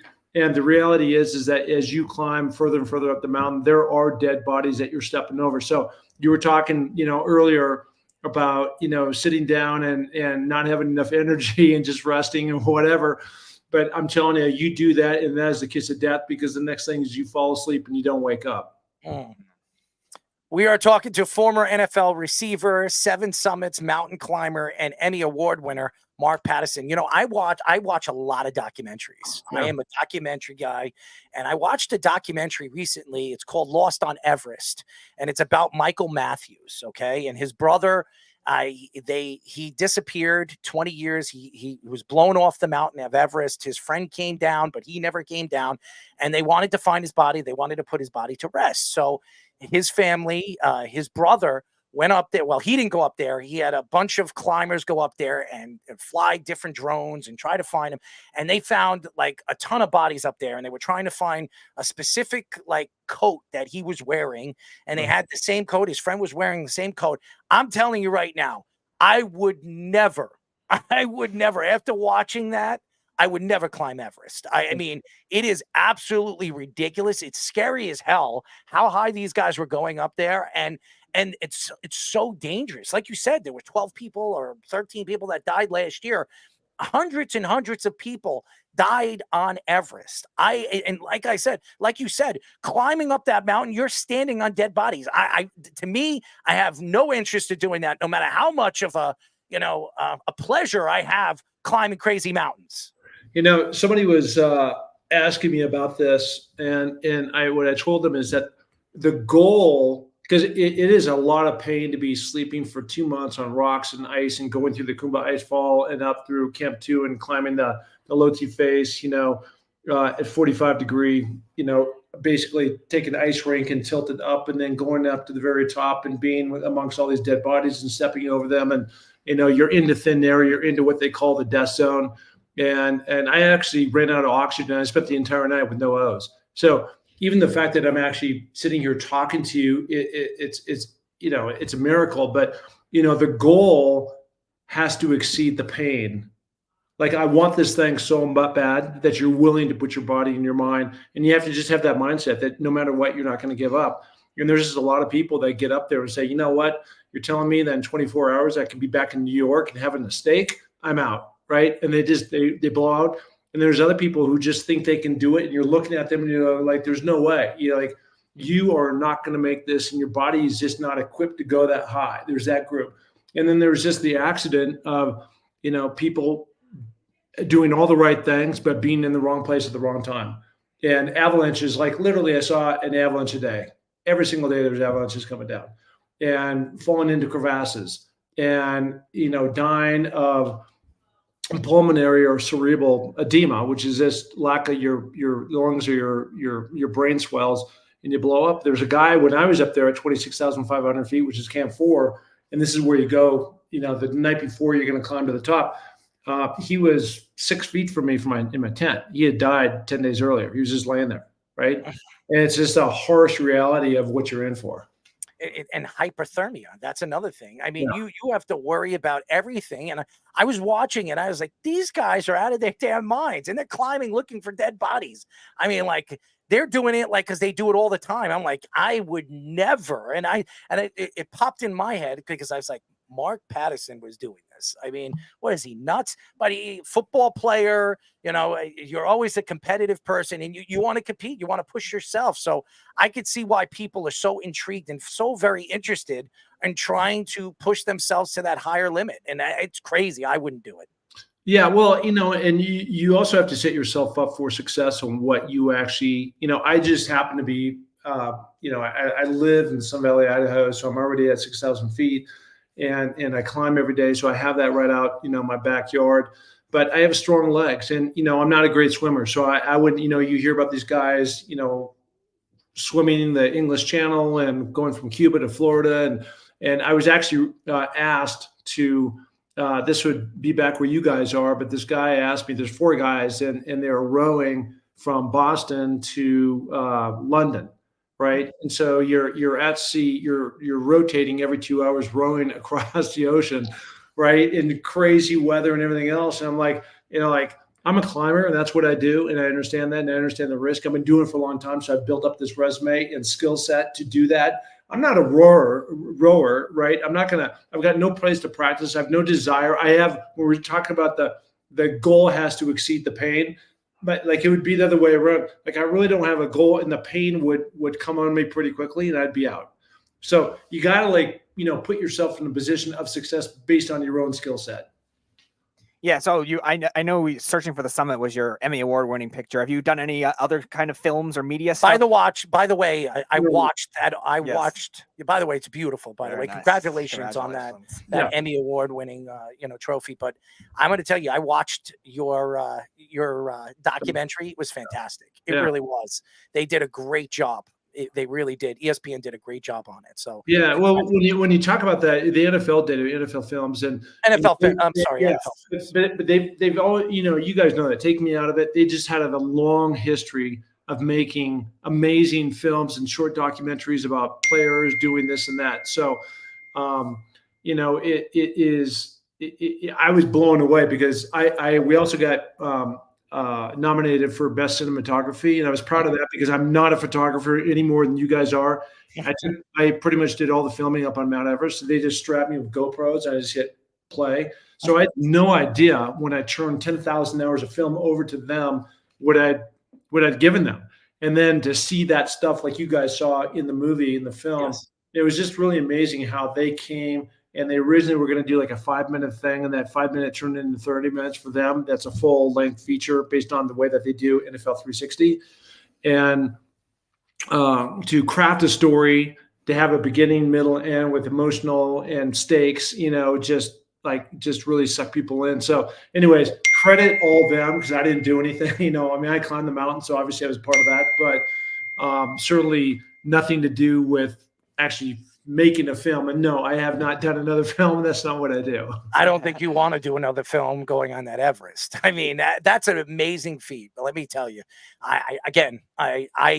to me, when I watched those different documentaries, I'm like, some of these guys they got a set of balls on them because as much as I have a set of balls on me, I'd probably rather jump in the water with sharks than want to climb Mount Everest and dare myself to try to get to the top. I mean, I just not something I would do.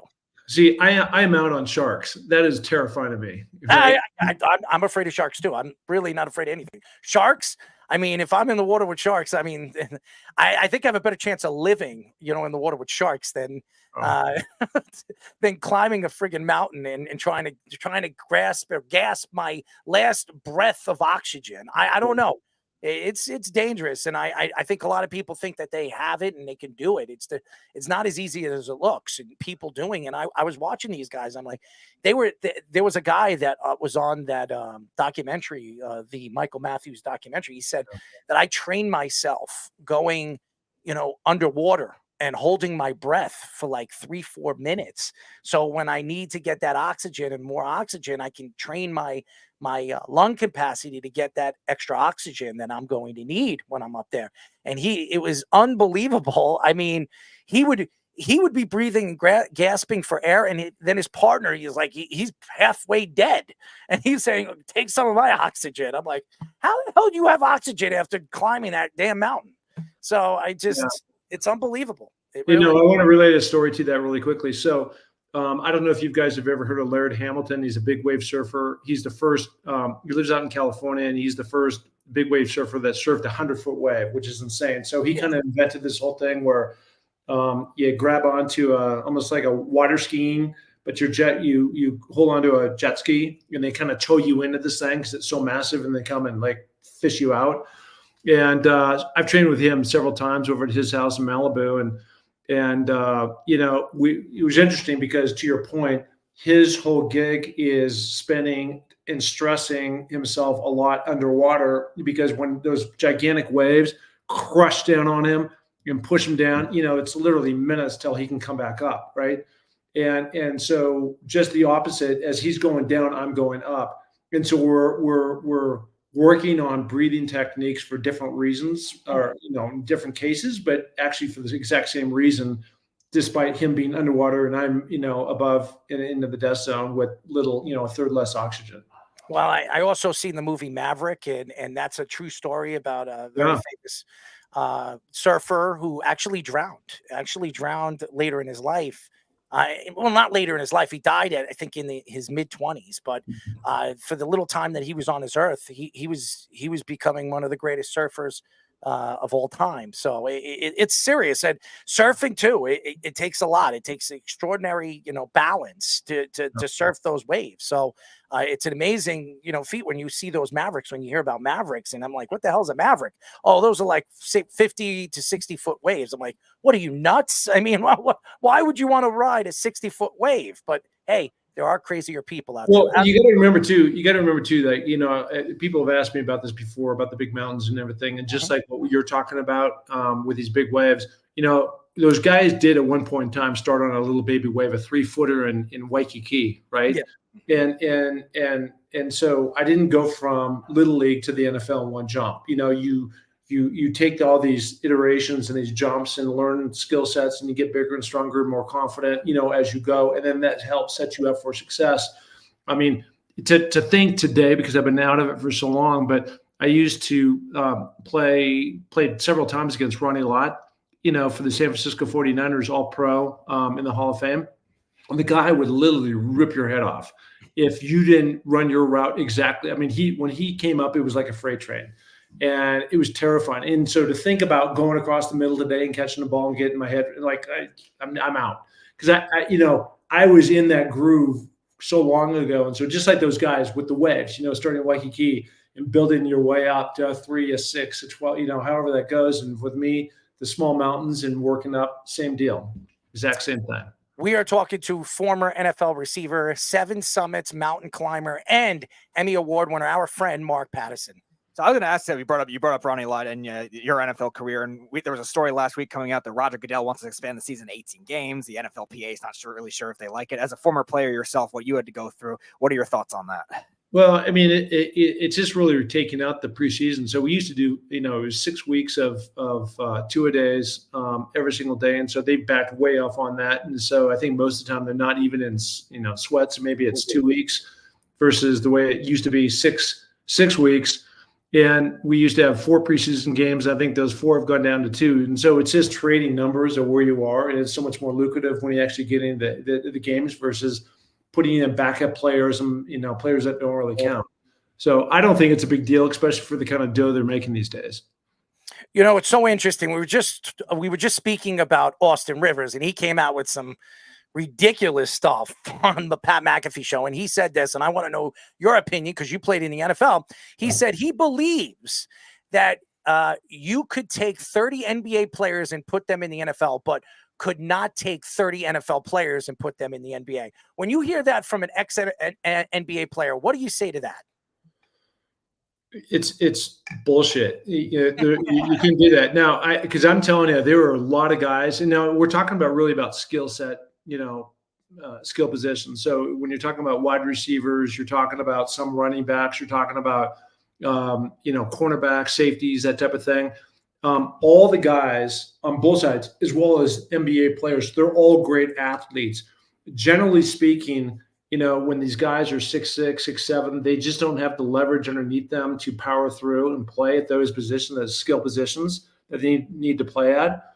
And it's what they've been doing.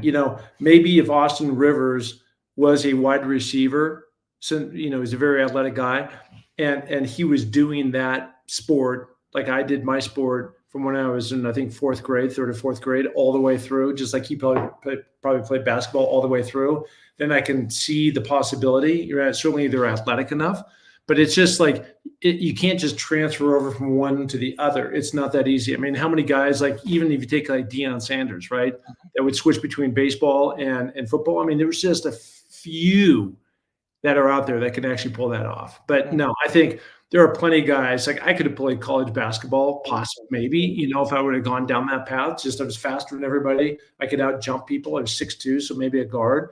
And I'm sure Austin could have maybe been a wide receiver at the same time, but it's a very difficult thing to do. I doubt he could have been a wide receiver. Austin Rivers couldn't even play basketball. So what makes me think that he could play football? I mean, these guys, I don't care what Austin says. Football players are much more athletic than NBA players. I'm sorry, it's true.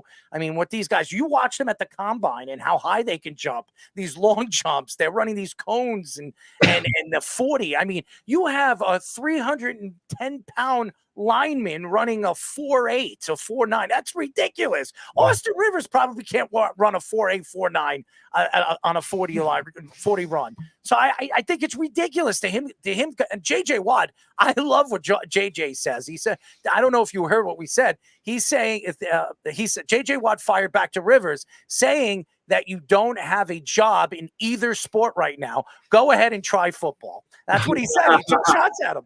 He said, "Go ahead, try football. If you think you're not playing in basketball, go ahead, try it. We'll see how good you come out, on top." But it's ridiculous. And again, I know Austin Rivers is trying to sell a podcast. I know he's trying to sell whatever he's doing off the court. Yeah. It doesn't sell to me. It makes me wonder, did I get stupid by listening to that take? It's a dumb take. Well, no, you heard it, and then you said that's a stupid thing to say. That's what you said. Well, I think it's more dumb.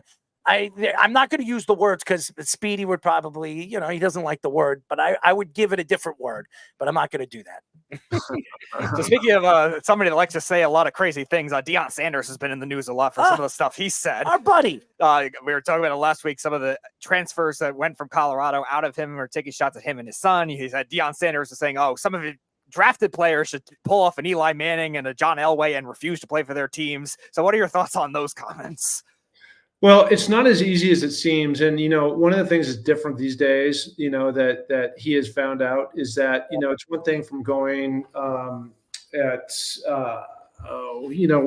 I can't remember the school that he was at before. Jackson State. What's that? It was Jackson State he was at before. Jackson State, yeah.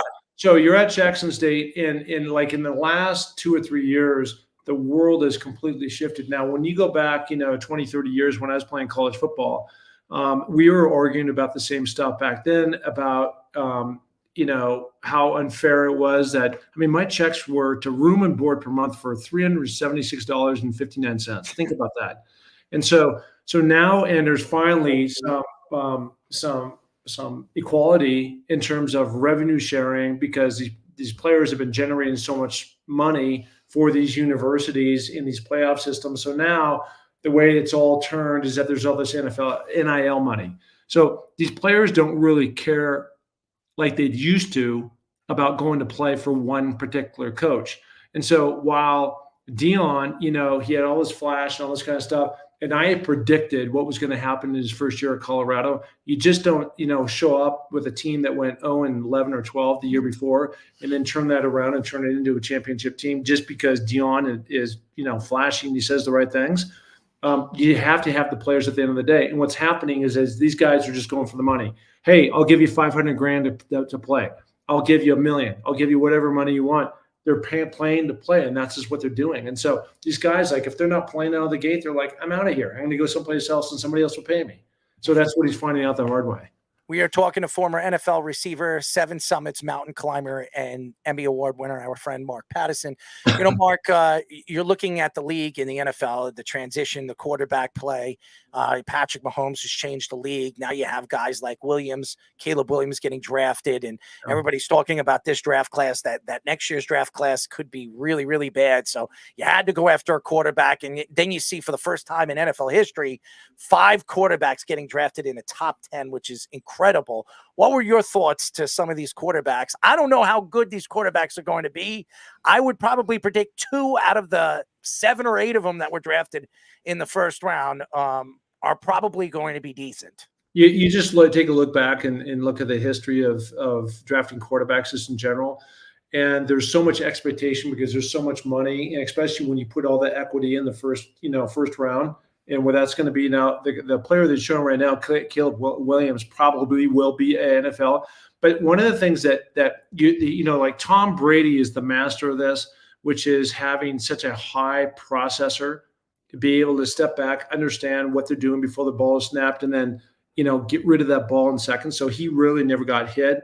And most college quarterbacks that come in have such a difficult time adjusting to the speed of the game. Things are happening, disguises.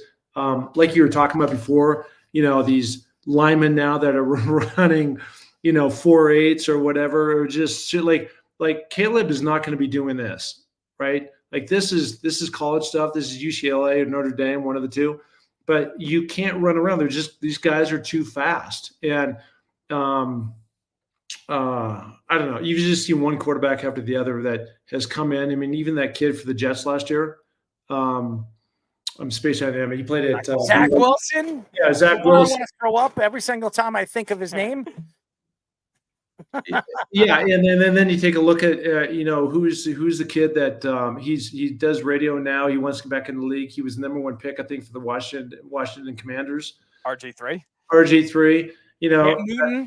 Yeah, Cam Newton. You just go down the list. I mean, it's really difficult to become a premier player. I mean, you even take a look at the last guy in the draft last year turned out to be one of the better players than the kid from San Francisco. Yeah. So it's just like it's a hard science to pin on. And that my quarterback, I went to Washington and this last year, Penix, and everybody is saying, what was the deal with that draft? You draft him at number 8. And then you just pay the other guy, $130 million. I mean, so where is that going? I have no idea.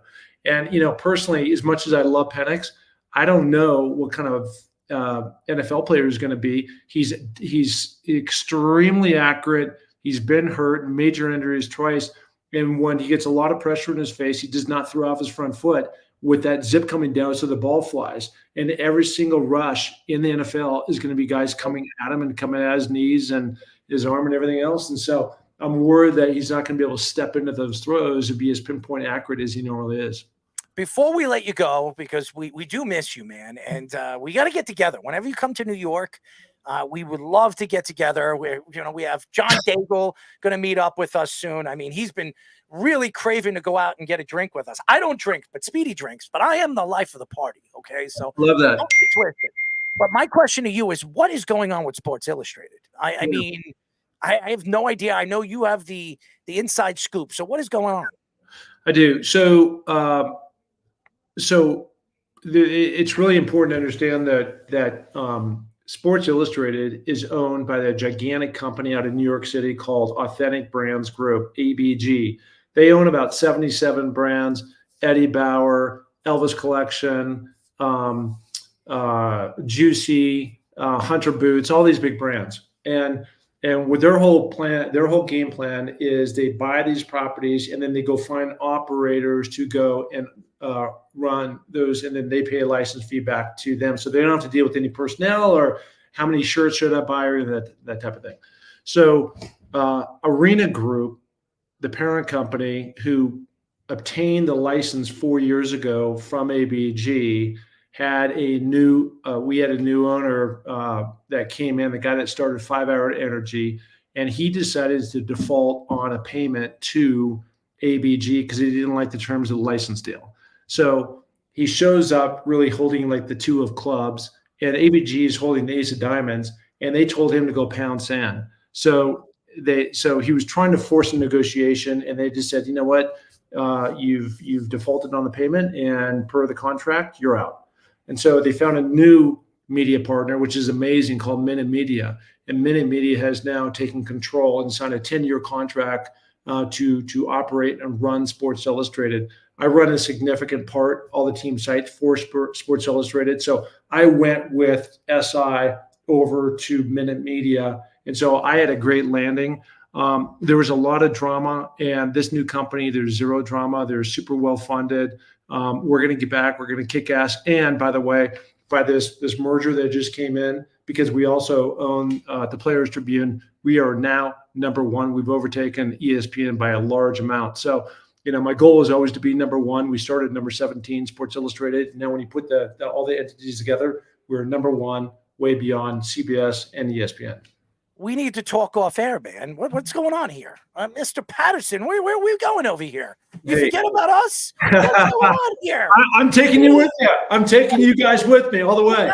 Because listen, you could give Speedy a piggyback ride. I'm not jumping on any man's back, but over here, we're a team here, man. I tell Speedy we're a team.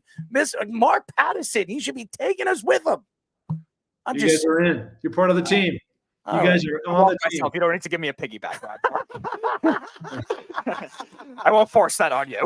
But we have to definitely speak off air. But we're really excited for all the things that you've been accomplishing and what you're doing now with Sports Illustrated, and what you've been doing over the last couple of years. It's amazing, and you're an amazing story. You really have an amazing story. Emmy award-winning, film that you did, and everything that you've done, you've touched it, and it's turned to gold. So. It's fantastic, and you have a fantastic story. Whenever that book comes out, that book signing comes out, you got to hook a brother up. Look, I really am. I would love to do that. I love speaking, to people, and it's just a process to get that thing done. But anyways, look, guys, I would love to talk to you next time. I'm my next date for Climbing the Eigers in September. Anytime after that, you want to talk during football season. I have all my writers right at, my fingertips that I can get the inside scoops for the Raiders or Cowboys or whatever team you root for, and we could have a great conversation around that. I'd like to talk off air, okay? So whenever you're available to talk off air, Speedy will get your number and we'll talk, all right? We love you, Mark. You're great, fantastic. Thank you for joining us. All right, buddy. Thank you, guys. Appreciate you. Mark Patterson, ladies and gentlemen, Emmy award-winning, and he loves to climb mountains. Speedy loves to climb other things, right, Speedy? I can't climb the mountains like he does. Well, you like to climb other things, right? I'm not going there right now. Allie's waiting. She doesn't need to hear any of this. Anyways, when we come back, ladies and gentlemen, we have to go to a sports minute. But when we come back, we will be talking to newly acclaimed pop singer Allie Burke. And by the way, she's also sang the national anthem in 12 MLB parks. And by the way, more coming soon. So when we come back, we'll have her on the Sports Loudmouth. This is the Sports Loudmouth Sports Minute. Are you ready to get loud? With Tommy Scoops. As promised, ladies and gentlemen, I am Tommy Scoops, back with another Loudmouth Sports Minute right now, currently in the NFL. Lions are wanting to extend quarterback Jared Goff after wide receiver Amon-Ra St. Brown and offensive tackle Penei Sewell get their 4-year deals. The Lions GM Brad Holmes says that Goff has earned himself a new contract. Other NFL news, the Texans have agreed to a 4-year deal worth $9 million for their second-round quarterback from Georgia, Kamari Lassiter. Over in the MLB, Shohei Ohtani and his translator, Ife Mazura, bank fraud incident is set to be a TV show. Lionsgate Entertainment announced development of scripted series in what is called the biggest sports scandaling series since Pete Rose incident. And finally, over in college football rosters are looking to possibly be trimmed. A new proposal being considered by power conference leaders would limit teams' rosters to as low as 85 to 95 players. Right now, I'm going to head over to Scoops to Scores, where currently, over in the MLB, Cleveland and Chicago are currently squaring off right now, where Chicago has a 1-0 lead. Milwaukee has a 4-1 lead over St. Louis. Currently in the NBA, Cleveland has a 67-63 lead over Boston. And in the NHL, New York and Carolina are both tied up with 1 apiece. That is currently all the time I have for you guys right now. I'm going to send it back to the boys for their next guest on the Sports Loudmouth. This is the Sports Loudmouth. Speedy, what are you trying to put me to sleep? 631 672 3108. I'm just kidding, by the way. Speedy, you want to sing with her? Sing with her? I'm just listening to this. I don't know all the lyrics You gotta yet, sing. Allie. You gotta sing. Allie, I've listened to a lot of your sing, songs. Speedy. I don't know all the lyrics yet. I apologize. don't think you want her to be the best. By the way, we'll get into it in a second because I got a lot to get into with Allie. By the way, ladies and gentlemen, you're listening to the Sports Loudmouth. You're listening to Errol Marks and Speedy Petey. Go to our website at www.worldwidesportsradio.com. Check out all our shows throughout the week, including the Loudmouth with me and Speedy Petey every single Wednesdays and Thursdays at 7 p.m. All you have to do to tune in and check out our local listing is go to our website at www.worldwidesportsradio.com. And this beautiful young lady is a first-time guest on our show, and we're very happy to have her. And I was speaking to her father at an event recently, and he told me some of the amazing things she is doing, and we're so very happy to have her on the show. We are now talking to newly acclaimed pop singer Allie Burke. Allie, what is up? Hi, how are you? We are good. And, by the way, I was just trying to be funny over there. I knew it was you. I just was waiting for Speedy to actually sing behind you. I mean, you do not want to hear Speedy sing. He tried to sing a Billy Joel song a couple of weeks ago. He went to the Billy Joel concert at Madison Square Garden. It was horrible. It was horrendous. It was that bad.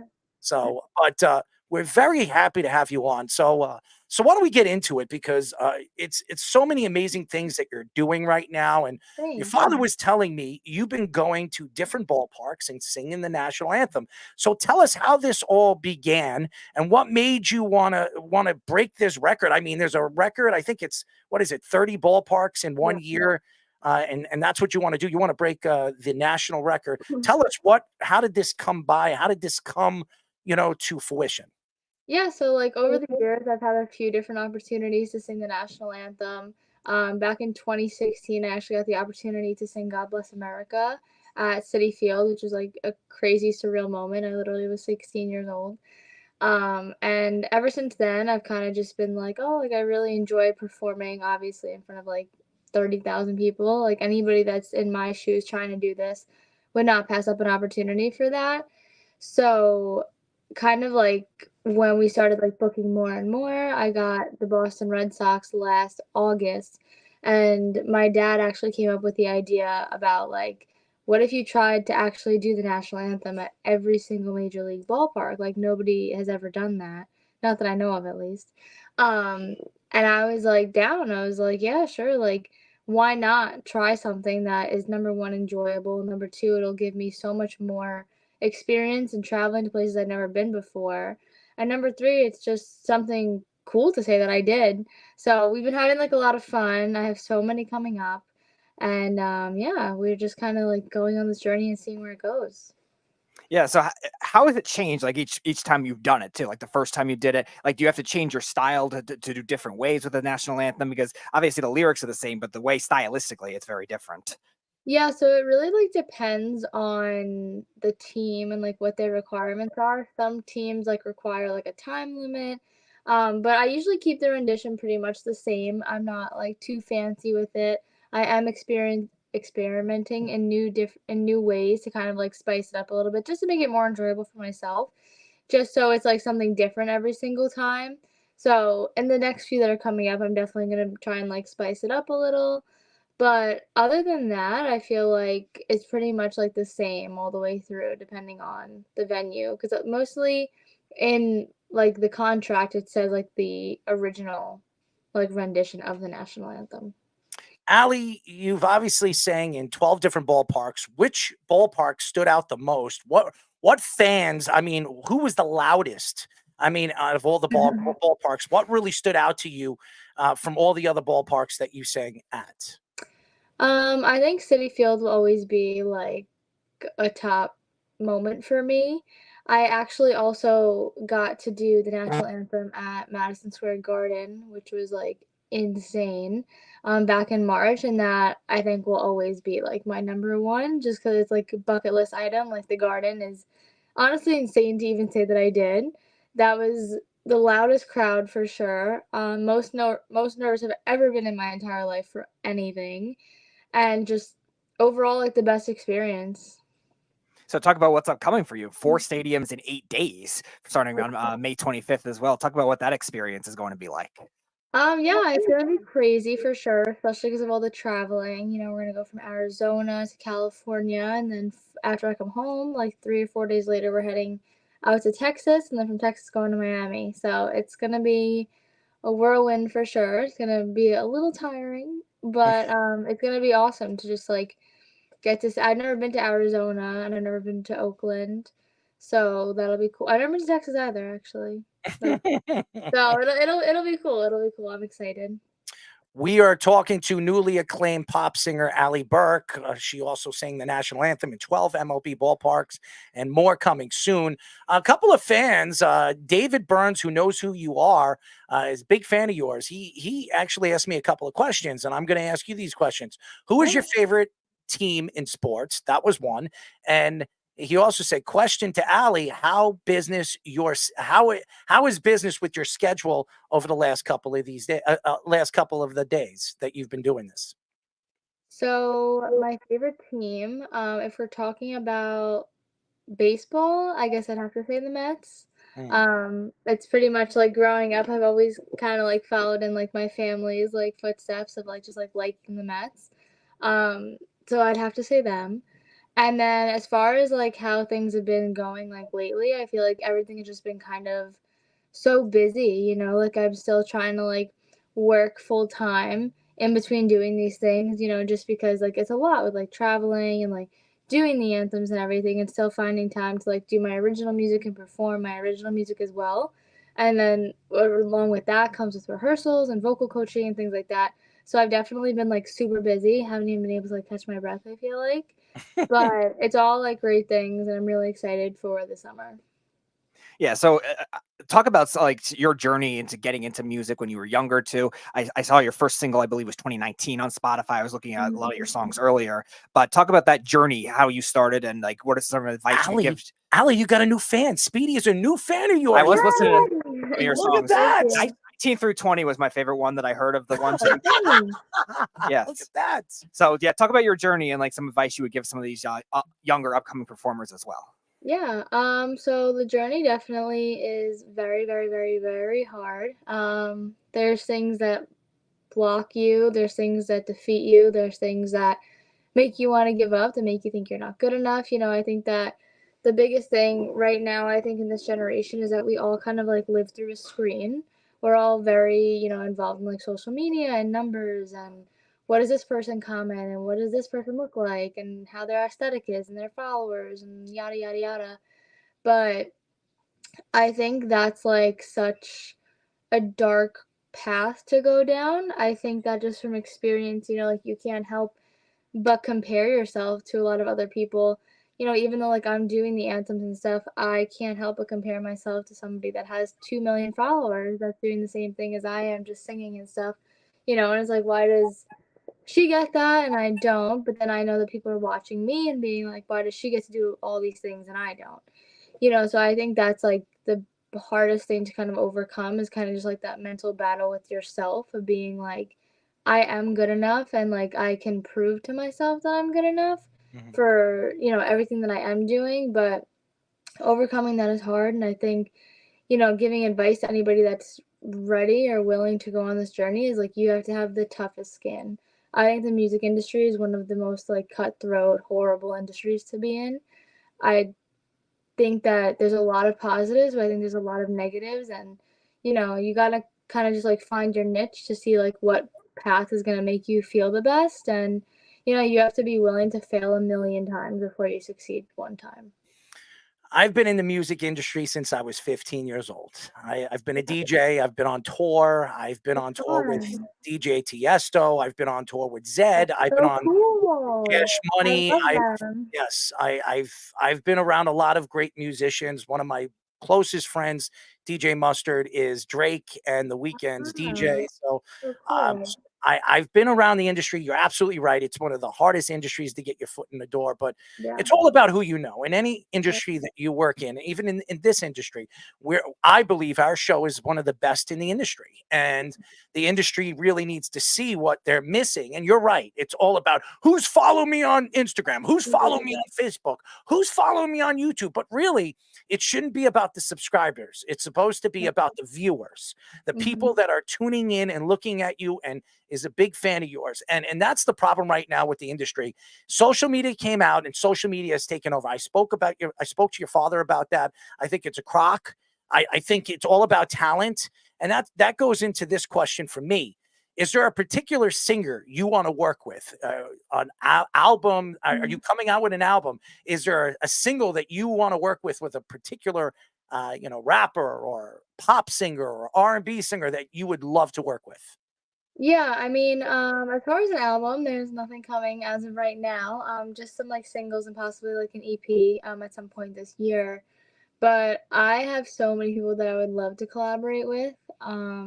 As far as like a hip hop like R&B singer, I think it'd be really cool for like Chris Brown to like have like a verse on one of my songs or something. Drake also is like incredible. I love like a lot of the people that are coming out right now. Benson Boone is someone who has like an incredible voice, and I think he's just like very creative and brilliant when it comes to his music and his songwriting. And then like my idol that I look up to is Adele. She's like my all-time favorite. But I would love to like work with her on a project. I know she doesn't do like features because she's Adele. But I would love to collaborate with her because she's another one who's just like a musical genius to me. Just so you know, Chris Brown, I actually have met Chris Brown a couple of times. I was at his 18th birthday party in Oh Manhattan. wow. And Chris is a party animal. He likes to party. He's amazing dancer. Oh So, yeah. but I love the entertainment field, and some of these, especially Justin Bieber, very talented musicians. And to me, collaborating really if you pick the right person to collaborate with for your first big collaboration, that could really set you up in a very good position. So, I can help you with that. We can have a conversation off air. There's many different people that you can work with that can really take your music to that next level. So, Oh yeah, even like DJs and stuff, like I know that there's a bunch of artists that are like singers on like Illenium and like Martin Garrix, like somebody like a Zara Larson or somebody like that who are vocalists on a lot of these songs that we all love and listen to every day. And we're always like, who is that? And then you go and look them up and then you end up loving their music. That's what happened with Zara Larson for me. So is there any song that you wrote that has a symbolic or hidden meaning that maybe a lot of the listeners wouldn't know it, like something, a backstory that maybe a lot of listeners wouldn't notice? yeah, I think all of my songs kind of stem from somewhere. I always say like my songs are like my stories. I always write my songs based off experience. As far as like songs that are out, I think that the song Loud and Turbulence, I would have to say, are kind of just when I was going through like a really like up and down period in my life where I felt like I had such great highs some days and then I, get discouraged the next day, and it was kind of just like, like, and some of the lyrics in Turbulence is like, do I give up the fight? Was I wrong or right? Kind of like a conversation to myself to be like, is this even worth it? Because I question that so many times, and I think that so many people do, no matter like what your field is. And some people are like, whether it's in a relationship, a job, or anything, it's like, is this even worth it? So I kind of like wrote those based off that experience of like how I was feeling, like the frustrations, like kind of in the music industry. We are talking, obviously, to newly acclaimed pop singer Allie Burke, also sang the national anthem in 12 MLB ballparks and many more. She wants to break the record this year and quite possibly could do that. And it's a great feat. But, tell us what your plan is in the future. Where do you see yourself in the next 5 years? Do you believe you will be signed with somebody? Is there a particular company that you would like to work with? There's many different options that you're going to have with your background. You're a significant talent. Some of the stuff that I have checked out on social media, you have a beautiful voice, and obviously, have you worked with certain singing coaches out there that are more known than others? Yeah, for sure. I have worked with two like celebrity vocal coaches. I won't like say their name just for like privacy reasons, but I have definitely over the years kind of like upped my game up. I've increased my game. Is that how you say it? Mhm. Like I stepped up my game. That's how you say it. Stepped up my game as far as like coaching and like just making new connections with people that are kind of like more advanced and like teaching me different things and really like how to use my voice to the best ability. I think, in the next 5 years, that's such like a broad question. I think there's so many things in my life that I want to accomplish in the next Mhm. 5 years. And honestly, like at the end of the day, like if I have anything that I want myself 5 years from now to be, is just to be healthy, to be successful. And, whether success means having a number one song or being signed or being on tour, or it just means that, people finally heard my music. I think success is determined in so many different ways, but at the end of the day, the thing that matters to me is that people are actually hearing my music. And I think that's the most frustrating part about everything is that, you put your heart and soul into something for so long and, you're so vulnerable like when you write these songs and you're like, "Oh, I hope, that this song can help somebody else." And I hope that the listener can listen to this on repeat and maybe feel a little bit better or have a dance party in their car or send this to their friend. So I think if I am aware that like that's happening, that's success for me. And I think that's my biggest goal, obviously everybody at my stage wants to be signed to a label mostly or wants to be on tour. And obviously I want that. I want all of that stuff. And I would love to get to work with any company and just for anybody to kind of believe in me and have faith in me. I think that's the hardest thing is I feel like nobody's just been willing to give me a chance. And I hope somebody just gives me a chance, but I'm going to put it in the universe that they will. So I'm going to have multiple chances. So as long as I don't mess them up, I'm good. You're first of all, the hardest part is believing in yourself. Yeah. That is the hardest part. And if you For believe in yourself, that strives you to succeed. And Yeah. anything that you do, everything is here. It's in your heart. And I believe that. And there's so many things that you can do. And there's so many platforms that you can put your music out there that people can actually check out. And my advice to you is there was a ton of DJs, especially you live in Yeah. New York, a ton of them. I can help you with this. And you have club songs and you have stuff that people can dance to. Get it to the right people, they will play it in the clubs. And that's Yeah. something, getting some live shows, live events that you can sing at, just like you're doing for the national anthem. There are many Yeah. options that you have, and you're young, you're a pretty girl, and there's a many opportunities being that you're young and you have so many opportunities to go. So you got to just keep tracking yourself and, Thank you. keep pushing yourself, and you can achieve anything you want. I believe that anything that Okay. you want.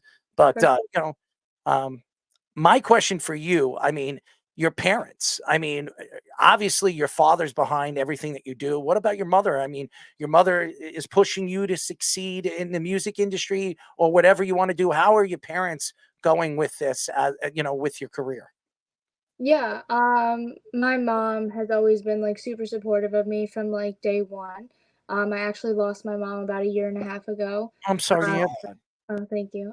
So it's been very hard.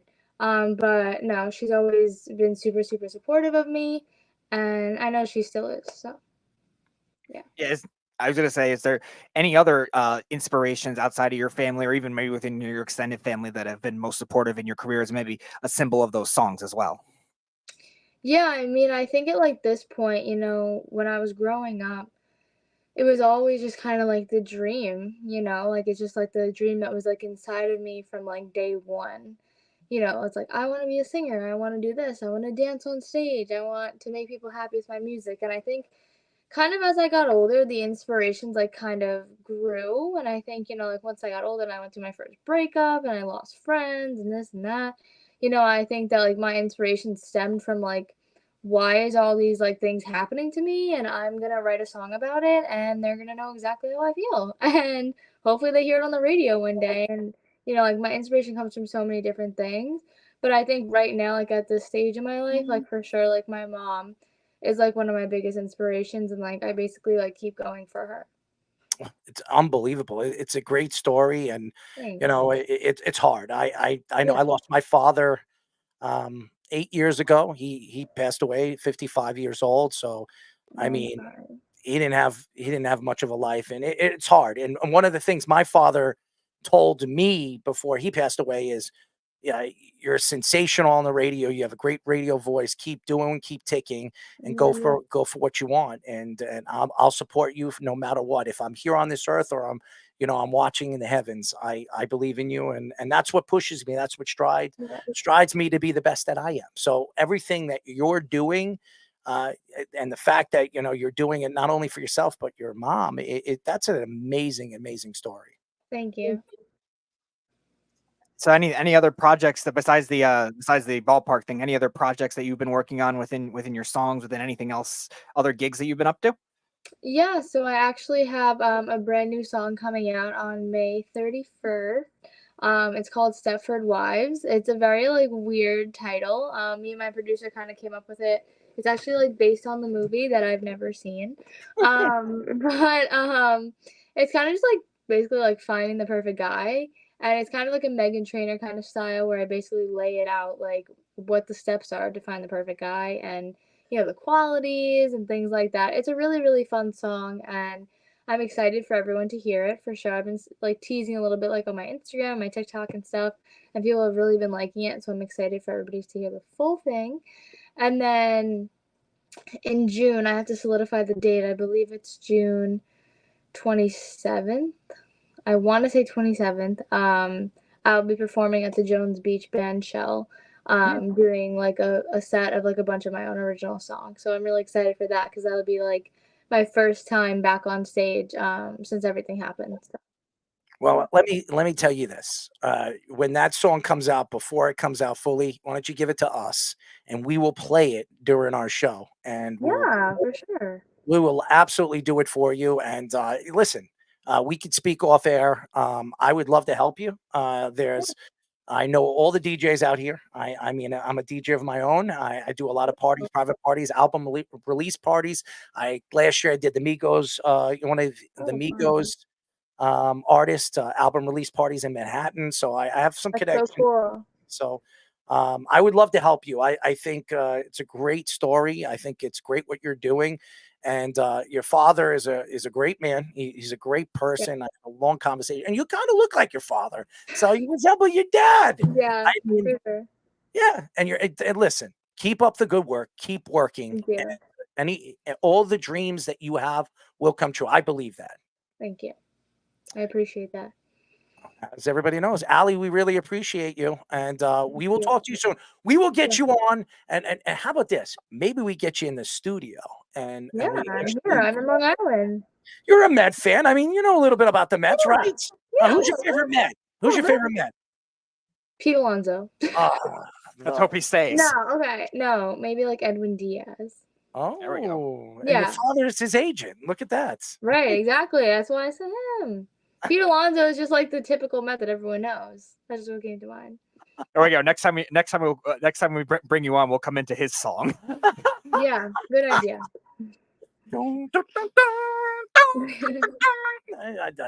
I'm not very good. And Speedy, maybe Speedy could be your backup singer. I would be True. interested. You have to start knowing the words though. You have to study my song.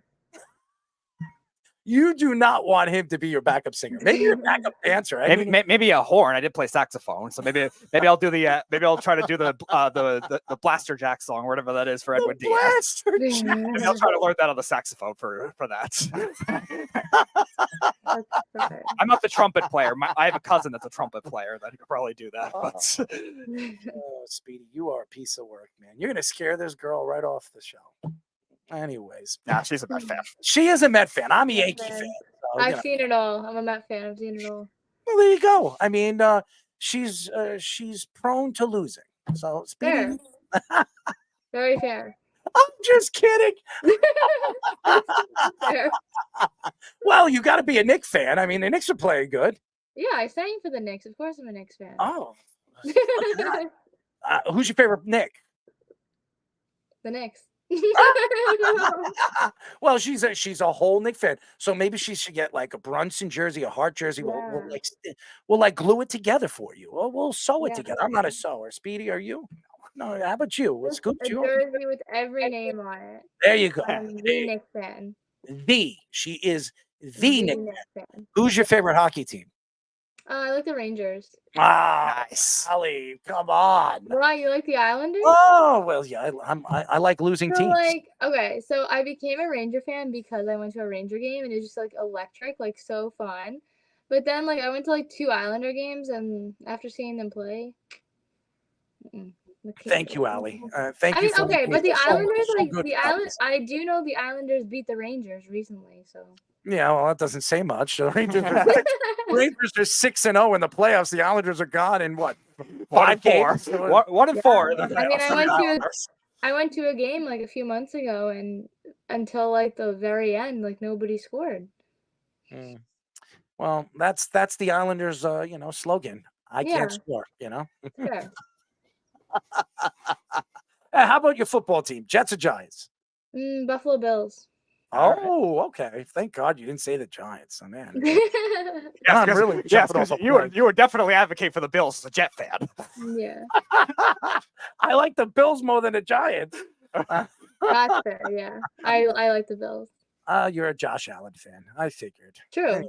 My boyfriend's a huge Josh Allen fan, so that makes me a Josh Allen fan. How old's your boyfriend? What does he do? My boyfriend is 28, and he works in IT. Yeah, for his own, they have their own little company, and they're on the rise right now. So yeah, he's not in the music industry, not musically inclined at all. No, but he's computer inclined. Maybe he could be your DJ. Could be. I mean, he definitely knows his way around a computer. So there you go. And DJing's all about computers now. No more records, no more CDs. So there you go. Got to get that man into a little music part of the industry. I know. I should do it. You can. I have it in my back pocket at that point. I'm like, hey, let's go set up. There you go. There you go. Are you planning to? Is there a specific school you want to go to? School? No.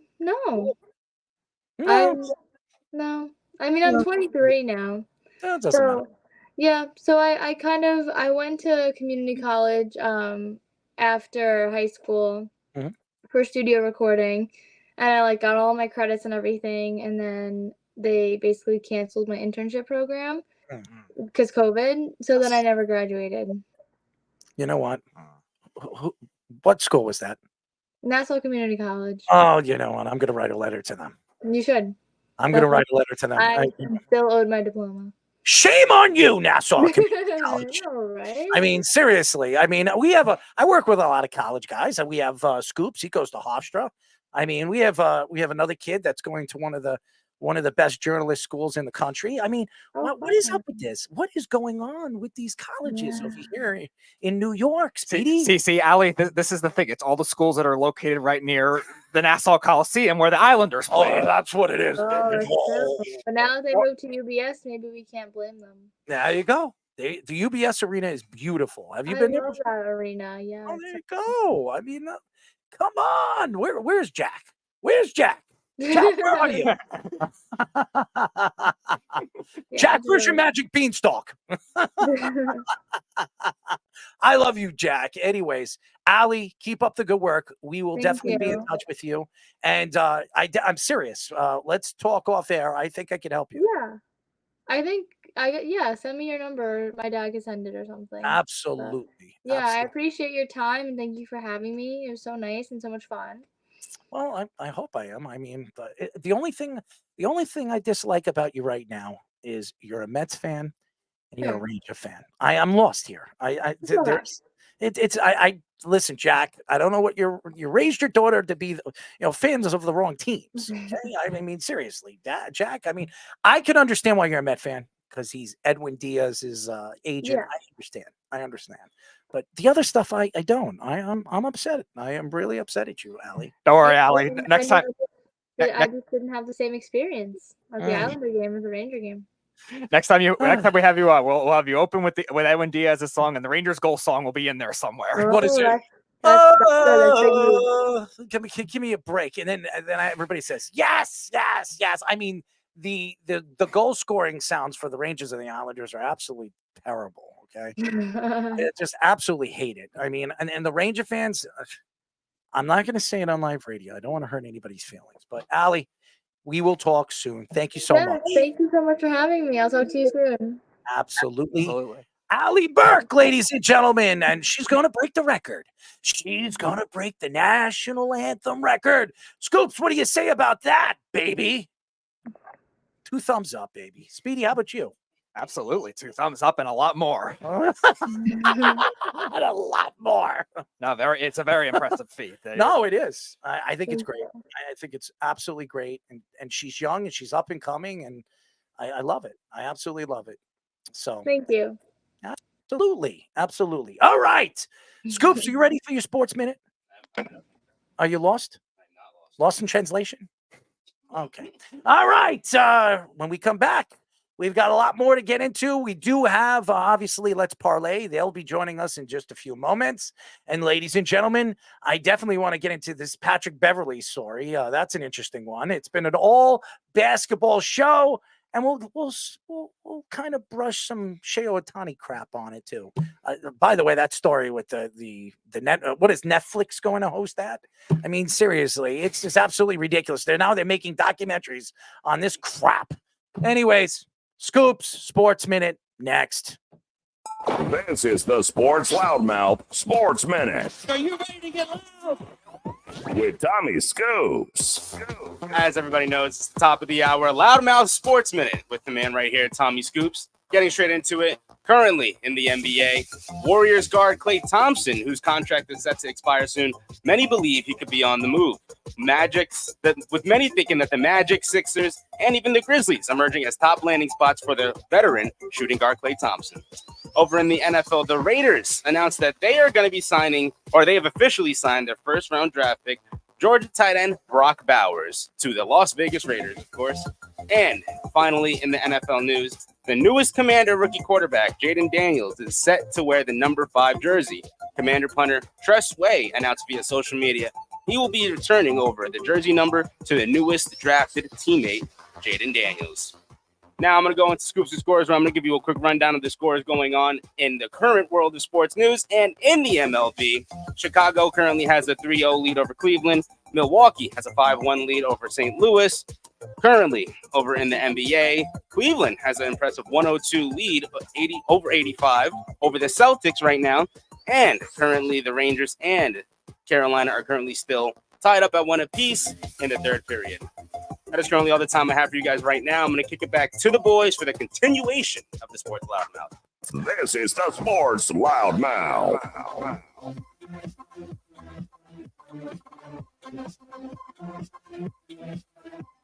Stick 3-1 672 3108 is the number to call. You're listening to the Sports Loudmouth.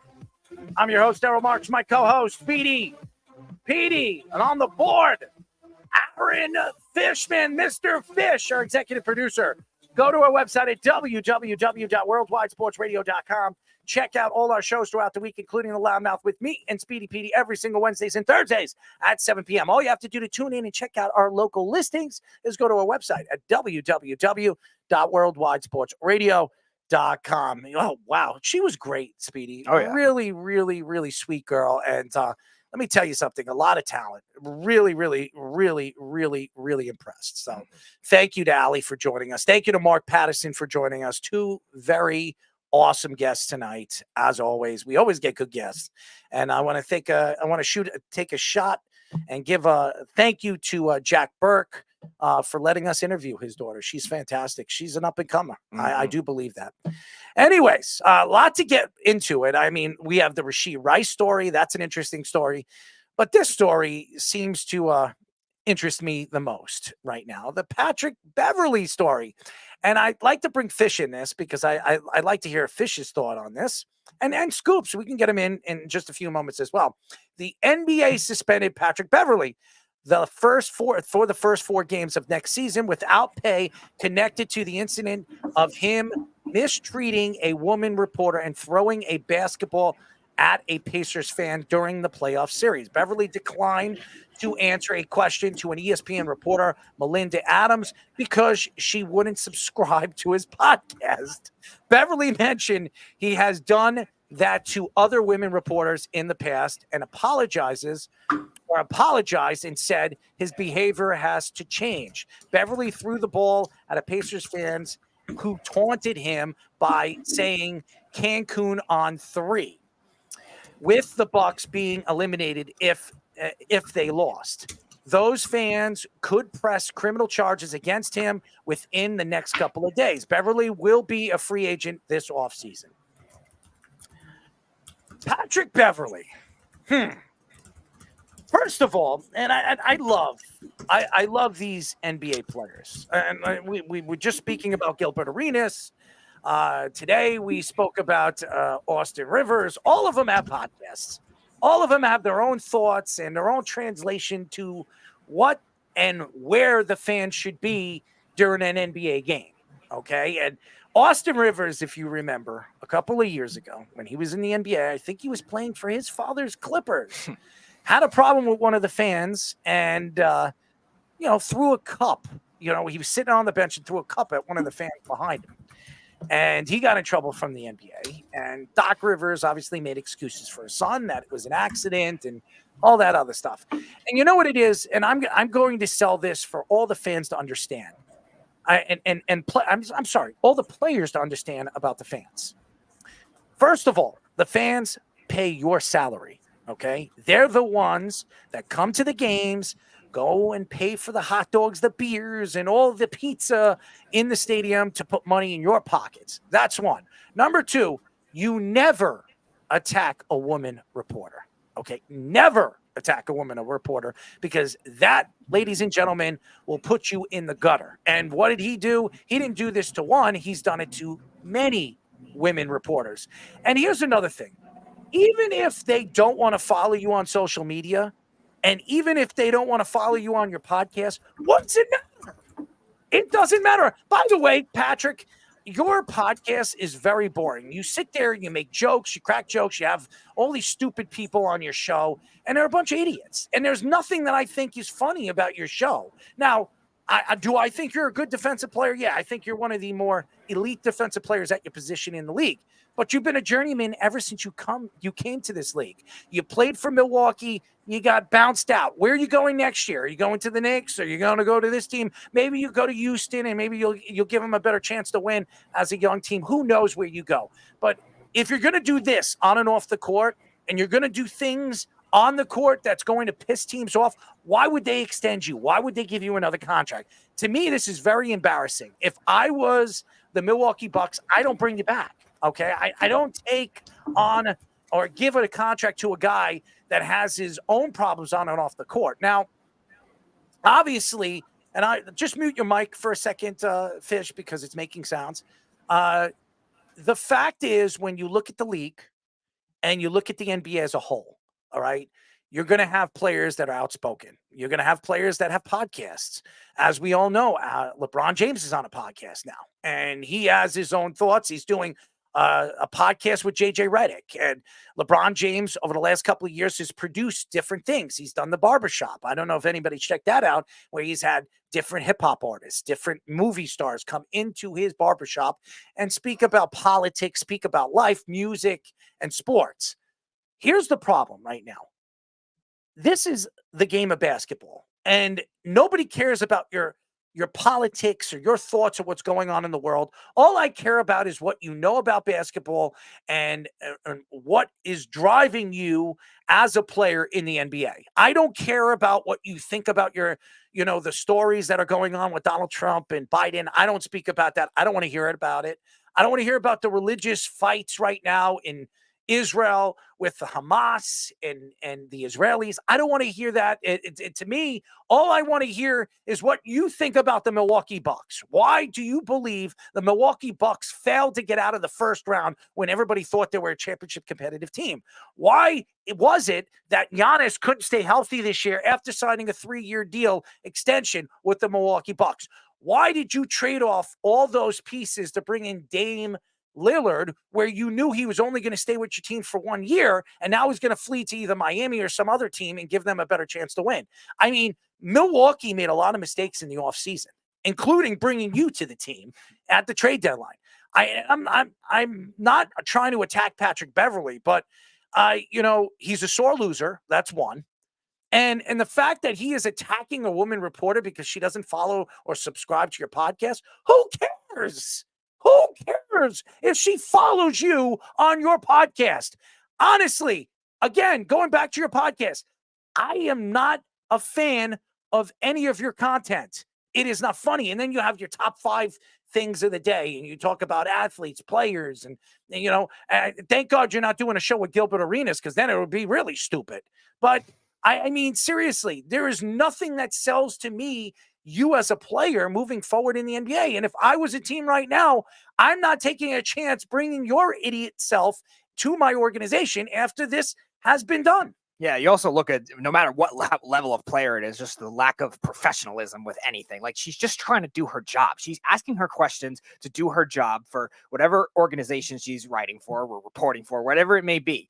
She's asking questions, doing her job. She's done nothing to attack you. She's done nothing to sway you to do something for her. And you were saying, I'm not going to answer your questions because you didn't subscribe to my podcast. There's millions, probably billions of people in the world that have not subscribed to your podcast. And you're going to nitpick on one reporter just because she didn't do it in that particular moment, just because you were frustrated because you lost a game to the Indiana Pacers, a young up and coming team. And then you throw a basketball into the stands at random fans. Like, usually when these fan altercations, I usually support the players. A lot of the things the fans say are stupid. They're sometimes borderline, just sexist or racist, anything like that. I usually support the players. You can't do it in that instance because he's tackling you. Oh, Cancun on 3. Players have done that in other sports for years. NFL players were trash talking them for years, saying Cancun. It's an ongoing joke. It's so stupid, everything that he's going through. And then it's especially worse when it's a woman too.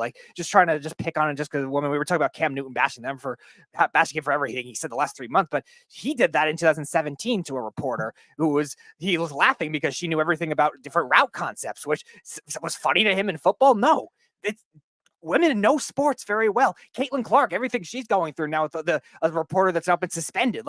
Women know sports, respect them for it. Patrick Beverley, you're a moron. We all know he's a moron. And how about you, my friend, Mr. Fish? What are your thoughts to Patrick Beverley coming out and saying the stupid stuff? I'm not surprised, because it seems like at every single NBA podcast, something dumb comes out from every single one of them. You're muted, Fish. Fish, come on, man. You always forget that you're muted. There you go.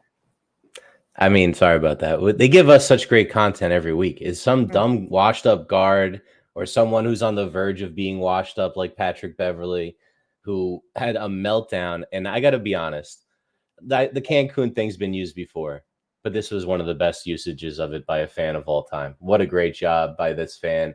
Gets the ball thrown at him not once, but twice by Patrick Beverley. The first time it hits a woman next to him, and then Pat Beverley's so mad that he grabs it and throws it a second time back at the guy after he tosses it to him. That is the strongest heckling job you can do as a fan. So good kudos to that guy. If he likes doing that, he did the best job that you could possibly do. In my opinion, Patrick Beverley needs to be suspended more than 4 games. Yeah. This is behavior that is, completely reprehensible. The fan thing was funny, and that should have been more. That's the 4 games, in my opinion, on its own. I mean, you can't be doing that. But the thing that he did to the female reporter from ESPN, where does he get off? It's such a blatant, sexist type of thing without being, overtly using the language. Just saying like, oh, you don't follow my podcast, you're nothing. You're not worth anything. As if like, she had to be interested in him for having any interest in her. Like he would never say that to a male reporter. So, and that's kind of the thing there. It's like this kind of thing. Like he's trying to create some tension. Like, what are you doing? Your team just got blown out. You were supposed to be the favorites again. What happened? You guys crumbled down the end of the regular season. Giannis couldn't play, and now all of a sudden you got exposed. He's gonna be on what? How many teams has this guy been on now? 5 or 6 now. It's like 7, I think. I think it's 7. Yeah, he may make it to a baker's dozen before they let him get out of this league. Like good for him, collecting minimum salary paychecks, more money than I'm seeing. But that guy, for what he was, it was like that pestering guy. He was one of these, antithesis guards that you see over the years. Like remember Deshaun Stevenson with LeBron years ago. He's like one of these types of characters. Stevenson was trying to get back into the NBA this year. He had a lot of talent, man. Yeah, Deshaun Stevenson tried to get back into the NBA. He played for the Knicks for a little bit. He's been on Indiana. He was a journeyman. He played for the Lakers. I mean, Deshaun Stevenson is a better player than obviously him. Yeah. This is like a poor man's version. I always thought he was like a poor man's version of Stevenson. He's a little smaller player, so he's a little bit more of a quicker guard. But and he used to have some moments, as like a combo guard off the bench. That's all he ever was. I mean, he's better than Austin Rivers. That's what I mean. By the way, is anybody watching this Cleveland game? And I predicted this was going to happen, by the way. And Porzingis does not look good in green. All right. I see him on the bench. He's sitting there with the Celtics coat. He does not look right. And by the way, why does he do that to his hair? He looks like a goof troop. I mean, he looks like Goofy. That's what he looks like. He doesn't look that good. But I mean, this game has been absolutely ridiculous. And I told everybody, don't be surprised if Cleveland wins game number 2. And one of the main reasons why they're winning game number 2 is Donovan Mitchell. I mean, Donovan Mitchell's playing great. Evan Mobley is playing well. And by the way, Karis LeVert off the bench has 21, who's playing great. Good job, Nets, for trading him away. I mean, seriously, it's been incredible. And even Tristan Thompson's played 7 minutes. I mean, wow, I forgot his existence. Maybe we should call him Tristan Kardashian. Yeah. There was some story about him. The one card, I don't know which one's the mother of his child, but made him get like a paternity test 3 times, and it came out in the news. Like she made him get it 3 times. I don't really understand that, and why she would want that to be public. To be honest, very strange to me. You want to hear something funny? I saw a video that popped up. His son was wearing a Tristan Thompson Celtic jersey the other day, and he's playing for Cleveland. That makes a lot of sense. That makes a lot of sense. I mean, seriously. Maybe he's rooting for the Celtics.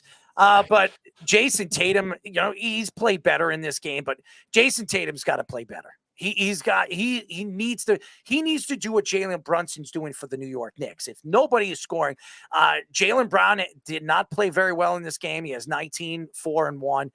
That's not going to do the trick. And really the size problem, losing Porzingis is definitely affecting him. And Drew Holiday, I don't know what's going on with him. He's played for 34 minutes tonight, 4 points, 2 rebounds, and 3 assists and 2 steals. That's not going to get it done either. Either is Derek White with 10, 4, and 5. I mean, as Jeff says, Derek White should be the defensive player of the year, and he's one of their best players. He's playing great basketball. Yeah, that's great. All right. I mean, yeah, I think White's going to suffer. I'm sorry. I think White's suffering. Pritchard's good. He's one of those guys off the bench that they've been grooming for years. That like in that TJ McConnell mode, but more of an offensive than defensive guy. I like him. The thing that the Porzingis, I look, we talked a little bit about it. The Knicks end up with him instead of Karl Anthony Towns years ago. He fights his way to get out because of all the crap Phil Jackson made him go through over the years. And that just bungled it. But a lot of it was on him and his stupid brother and their idiocy. And now look at him. He dresses like a clown on the bench. And I love hating him. I hope the Knicks end up facing them next round. I can't wait to root against this guy. He's not playing. He's not playing next round. And that would be perfect because that's what he did a lot for the Knicks, not play. So, the thing that I think hurts Derek White, though, I brought it up, it made me think of it because White is benefiting from this extra spacing of Porzingis. Yeah. He's not the shot creator like Brunson is. Not the shot creator. I forgot who Jeff compared him to that clearly wasn't as good as. But, he's a really good player, but he's not that level of player. And without the spacing of Porzingis, that compromises not just Porzingis, but also White. And that's a big problem for them if Jaylen Brown's not going to go off and Tatum's not going to go off. I don't know. They might struggle the rest of the series without Porzingis. It might not be so easy for them. I think it's a complete mismatch without Porzingis. Losing Porzingis for this series is definitely going to affect them, and it's going to be a problem stopping Donovan Mitchell. He's an offense machine. He's one of the better defensive players at his position this year, too. Who would have thought that Donovan Mitchell transitioned his game into that defensive style of ball? It's been fantastic. And you could bring Scoops in, too, because I would like to know his opinion, too. But I think that if you look at where the NBA is right now, this is fun to watch. I mean, Cleveland, Indiana.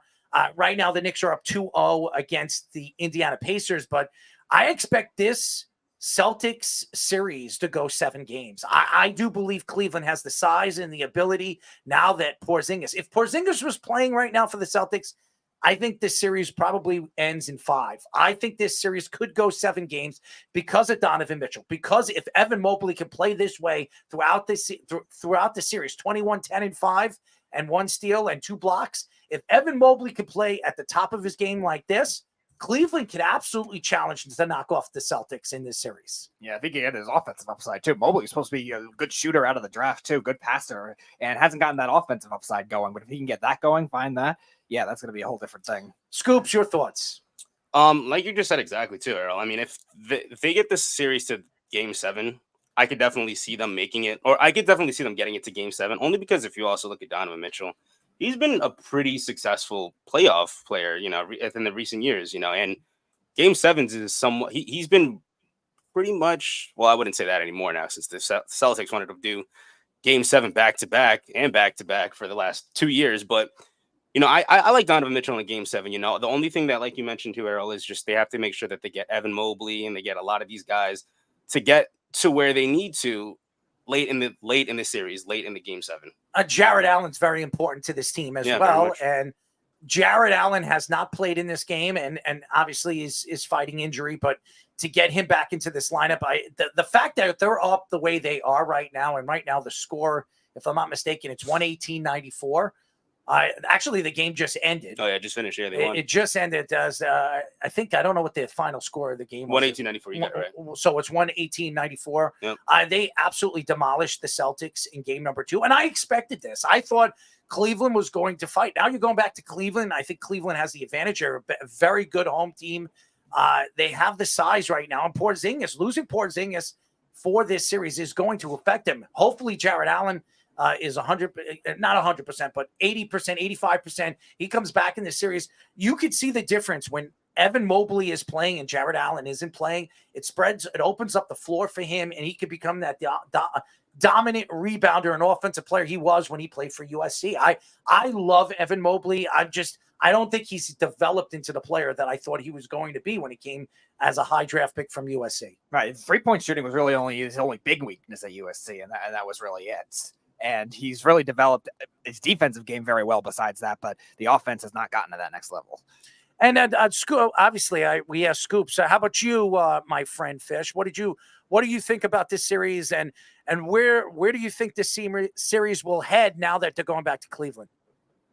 Well, look, Cleveland seems to be a mismatch right now for the Porzingis-less Celtics.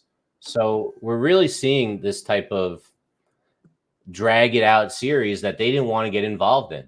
The Celtics were hoping they can cruise to the Eastern Conference Finals, and that's not going to happen now.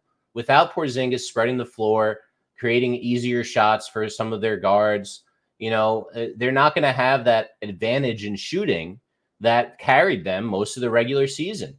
So I think that, the Celtics were a 64-win team this year with a coach who came in, we'll take a look at the NBA awards later, who came in, I believe, 4th in the NBA Coach of the Year voting, and rightfully so. But a lot of people don't believe he's the strongest coach. and he's a little bit younger, and he's, we'll see what happens. I think it's an even playing field. This could be a 7-game series. I still like Boston. We'll see if Porzingis can come back, and I think that would change it overnight. But if not, Porzingis is not going to be back in this series. They already said it, and they're saying that Porzingis might not even be ready for the Eastern Conference Finals if they make it to the Eastern Conference Finals. That it would probably be the NBA Finals, as well as Mitchell Robinson for the New York Knicks. Mitch will not play unless the Knicks make it to the finals. So automatically, you look at the Boston Celtics, you look at the Knicks. They're fighting injuries right now. The Knicks they're missing 4 of their top, probably a top 7 players. So you lose Julius Randle, you lose Mitchell Robinson, you're losing OG Anunoby right now, who could be out for a significant amount of time, and then obviously Bogdanovich, another guy who was playing very good basketball in the last 2 weeks of the season throughout the playoffs. And that's why the Knicks brought him in, was giving you that automatic points off the bench and gives you that 3-point threat. That the Knicks lose that for the rest of the season after him breaking his wrist and now having wrist surgery. So the Knicks are, it's amazing what the Knicks are doing right now.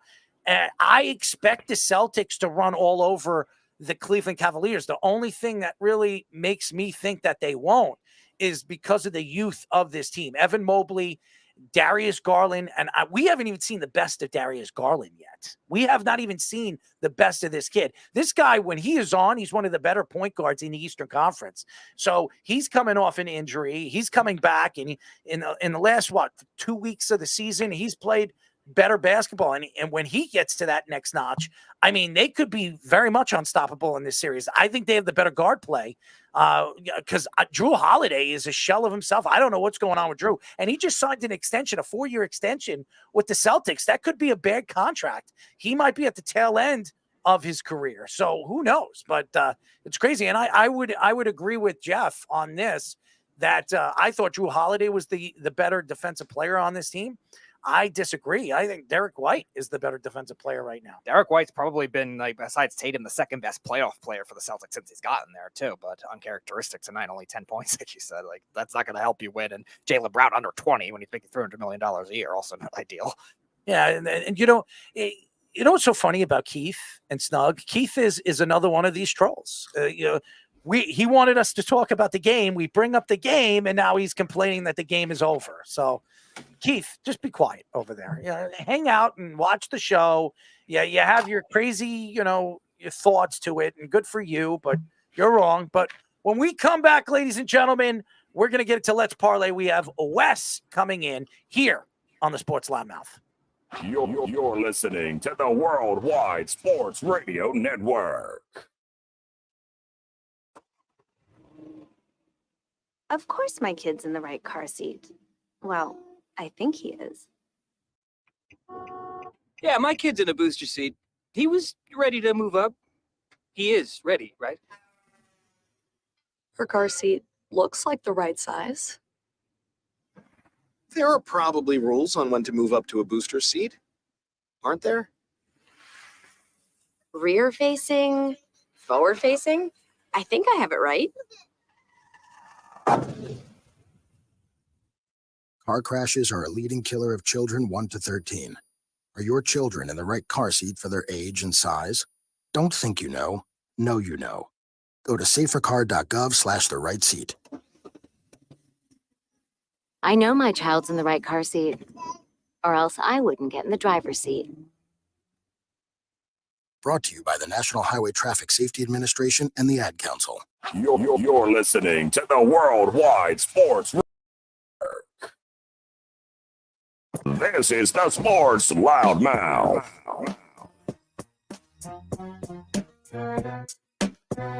631-672-3108 is the number to call. You're listening to the Sports Loudmouth. I'm your host, Daryl Marks, my co-host, Speedy Petey. Go to our website at www.worldwidesportsradio.com. Check out all our shows throughout the week, including the Loudmouth with me and Speedy Petey every single Wednesdays and Thursdays at 7 p.m. All you have to do to tune in and check out your local listing for all our shows throughout the morning to the afternoon to the night all you have to do is go to our website at www.worldwidesportsradio.com. We just have Wes tonight, but we have one of the best handicappers in the business, as we call this segment, Let's Parlay.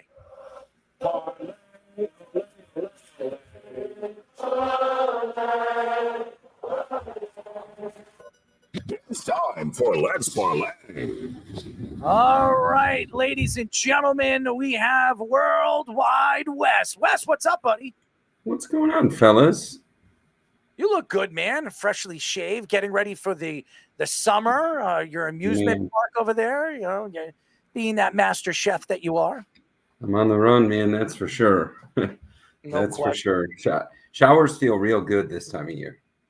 You know what, man? I took a shower before the show. It woke me up because I've been running around all day today. I am an absolute zombie. But, you're not a zombie, and your picks are never they're strategic, but they're not something that a zombie would check out. That's for damn sure. Yeah, the picks are difficult this time of year because we're looking at playoffs, and, while you look at some of the games, both NBA and hockey, you look at some blowouts or some big wins or some close wins, and then you assume going into the next game that momentum is going to carry over. But these series are not all sweeps. It's a very small percentage of the series that are sweep or gentleman sweep. So game to game is not that difficult, or it is extremely difficult. But picking these series, I think. I don't know. I'm doing pretty well on my series picks, both NHL and NBA. It's just figuring out the game to game, and I was listening. I was listening to what you guys.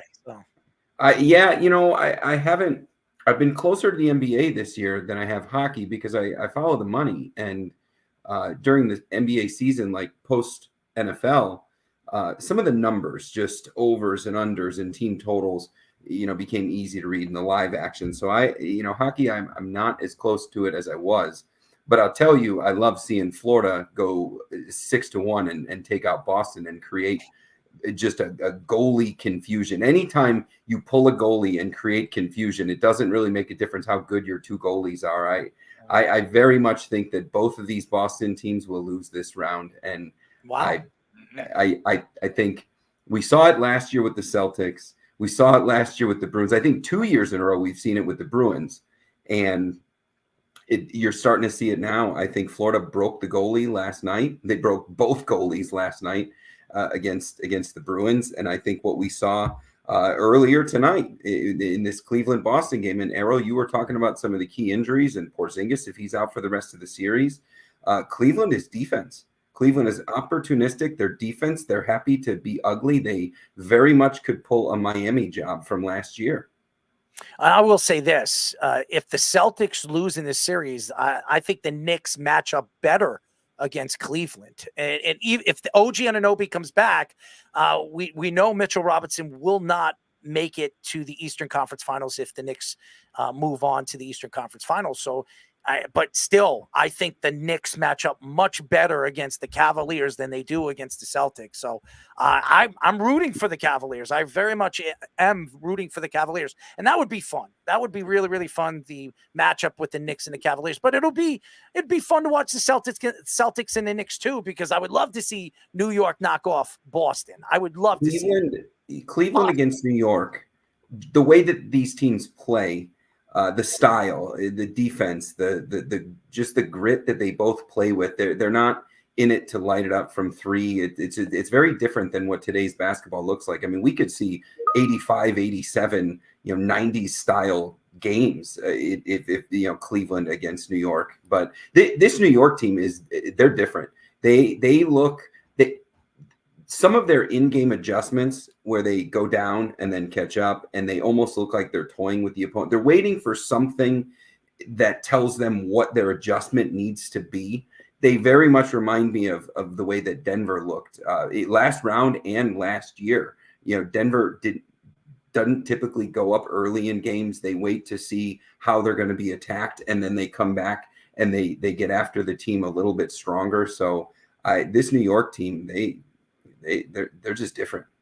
And hopefully, I think this is where the window starts for the Knicks. I was just saying it earlier on the show with Speedy. I said their window opened this year after Jalen Brunson has really proclaimed himself as a superstar in this league. He's 26. He's going to be 27 next year. You usually start your prime of your career from 27, 28 all the way to 32. So this is their window. So the Knicks, if they're going to win, I think they're a player away. I think the Knicks are a player away from being an elite team in the NBA. I think they're missing one player, and it's not Julius Randle, guys. It's somebody else. Their starting five needs to stay healthy, and they need to produce because they're not really getting a ton of productivity from the bench, and their starters are playing a lot of minutes. But I mean, it is widespread. I mean, last night we were looking at 2 double-doubles. 2 players had a good shot at triple-double, and we're not seeing 30-point scores. But New York had 3 players, in the upper 20s yesterday. I mean, it's just you don't know how they're going to hurt you, but you do know it's not going to come from the bench. So they better stay healthy.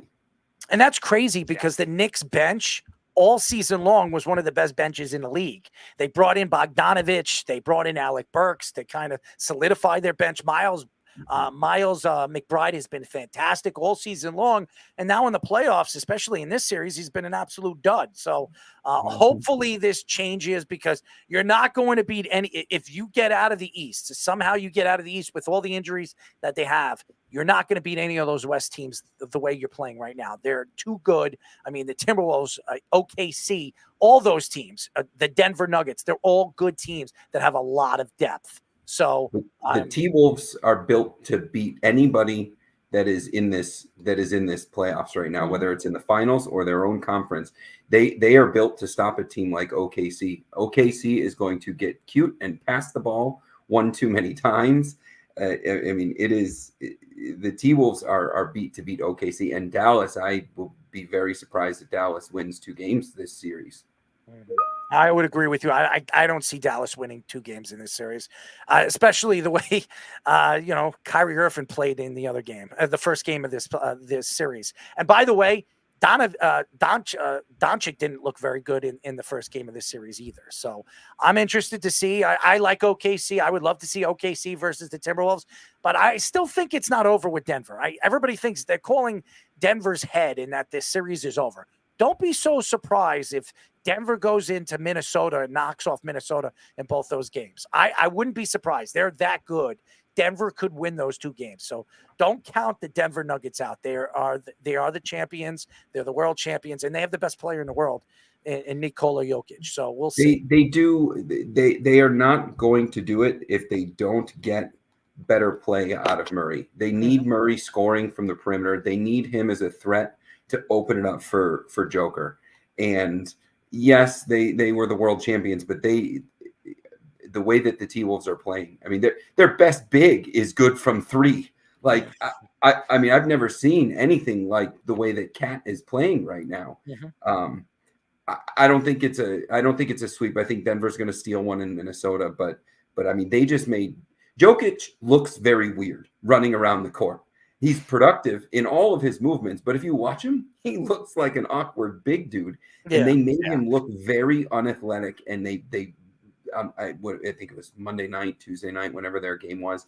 I mean, they just completely made him unproductive and a non-factor. And without Murray, I think that's what it's going to be. I know he's in the game, but 8 points from Jamal Murray is not going to win for Denver. Wes, you're saying that Jamal Murray is struggling to shoot. Man, he's good at launching heat packs on the court, though. Well, and look at this pick you just put up. I mean, that's what's happening to him. Yeah, he's getting his ass whipped. That's that in a nutshell. And hopefully he wakes up because they need him. I think Jamal Murray, when he's on, he's one of the best point guards in the league. But over the last couple of weeks, he's been a shell of himself, and that's been a big problem because you cannot depend on your best player in Jokic, because if you're going to depend on him to do everything, and Michael Porter Jr. hasn't played well either. So I have to see more from their secondary offense. All right, Wes, are you ready to make your picks? I am. I can do it. I can do any days that I want, right? Yes, you can. Yes. You got it. All right. Well, the first one I'm going to do, the game already started. so you probably get a little bit of a discount. But I'm taking OKC, and I'm going to lay the 5 points. If you catch it live, you only have to lay 3 right now, but I'm laying the 5 in OKC. They're way more athletic. They're moving the ball way better. Chet Holmgren, he just creates a real problem for opposing teams. Just his versatility, and Dallas is just very one-dimensional on their attack. So laying 5 here feels like a gift. Dallas will win 1 this series, possibly 2. I doubt 2, but I just don't think it's going to be an OKC tonight. That is a loud stadium. So it looks like Dallas is off to a 5-0 start, but you can catch some discount, probably take some points for the first half on a live play, anybody that has that ability. But now it's 7-0, but I'm laying the 5. OKC is going to win this game and cover the 5. All right, give us your second pick. I am going tomorrow, and the Pacers are a 7-point favorite. This is very uncharacteristic for me because I typically look at line movement. I look at public action. There's 66% of the tickets are on New York, and the line moved in a reversed fashion. It went from +2 to +7. So those of you that have followed me, I talk about line movement, and that's a reverse line movement. If 66% of the action is on New York at +2, the line should shift. And at that point, if there's a reasonable dollar amount, the line should shift to where New York is -1, -2. It didn't. It moved the opposite direction, and now you get 7 points on the Knicks. I don't think Indiana is going to give up a lead late like they did, but they are not 7 points better than New York. In any game, it doesn't matter where they play it. New York they look like Miami of last year. So I'm going to take 7 points in what feels like a gift as the Knicks underdog. What's so funny about that? No, I'm just watching the Ranger game right now, and the Rangers were up 2-1, and then they gave up a goal with the last minute and 40 seconds left because they pulled the goalie, and now it's probably going to OT. And we all know what happens to Carolina in OT against the Rangers. So I don't. It is a good time to be a New York sports fan. I think I was a year too early on my call of the Rangers, and you, Mr. Errol, did not say very kind things about Shesterkin, who is playing some very good hockey right now. No, he is. I said that he's playing great hockey right now. They're getting out. Carolina's outplaying the Rangers in this series. They are, and the Rangers are winning because Igor's been hot, and that's what happens. You need a hot goalie. I want to see Florida. I want to see Florida and the Rangers. I think Bobrovsky versus Shesterkin. I think that'll be fun to watch. I think so too. So I'm going to go to the NHL tomorrow night for my next play, and I'm just going to go back to the Blackhawks dynasty that we just watched, and what 10 years ago already. But I remember watching every one of those games, and the team that gave us the most trouble was when we got to Vancouver, and we got to Luongo. And there was always a moment in that series where, whether it was the Dustin Byfuglien in 2010. There was just always a moment in that series where we broke the goalie. And once you break him, it's over. It ruins the team. It ruins the coaching integrity and the way that they make decisions. And that happened to Boston last night. Boston is losing the series. Not only am I going to take Florida tomorrow night, I'm going to lay the 1.5 and get plus 205. In the playoffs, if it is 2-1, 1-0, you can guarantee that goalie is getting pulled. And the team that's up, they want the empty netter. It's a statement. So if it's close, I like the empty netter. If it is, I think Florida, what they did last night, they can fire off goals. Boston commits really stupid penalties. At least they have a couple times in this playoffs. And there's no reason for it. They have a better roster than any team in this postseason, except for possibly Edmonton, but Edmonton doesn't really have goaltending. So I'm actually doing something I don't do. I'm going to take the money line for 75% of a unit, and then the other 25% of the unit, I'm going to lay the 1.5 because I like Florida to go into Boston and steal a game. Talking about breaking a goal, team. The Oilers up 4-2 yesterday, and Vancouver get 3 in 5 minutes or something like that. Yeah. That's an odd series because there wasn't. I think it was like under 40 shots total on goal by both teams, and from a save percentage, Vancouver was terrible. They didn't allow a lot of shots on goal, but Edmonton stuffed it home a few times. So if they figure out a way to get more shots on goal, and on paper, this Edmonton team has been coming for years. What a waste of a start to Connor McDavid and the combination of some of the lines that he's played on. Draisaitl and McDavid to come away with very empty in the playoffs. So I'd like to see Edmonton win that. That's not one of my picks. I am going to go back to the NBA tomorrow, and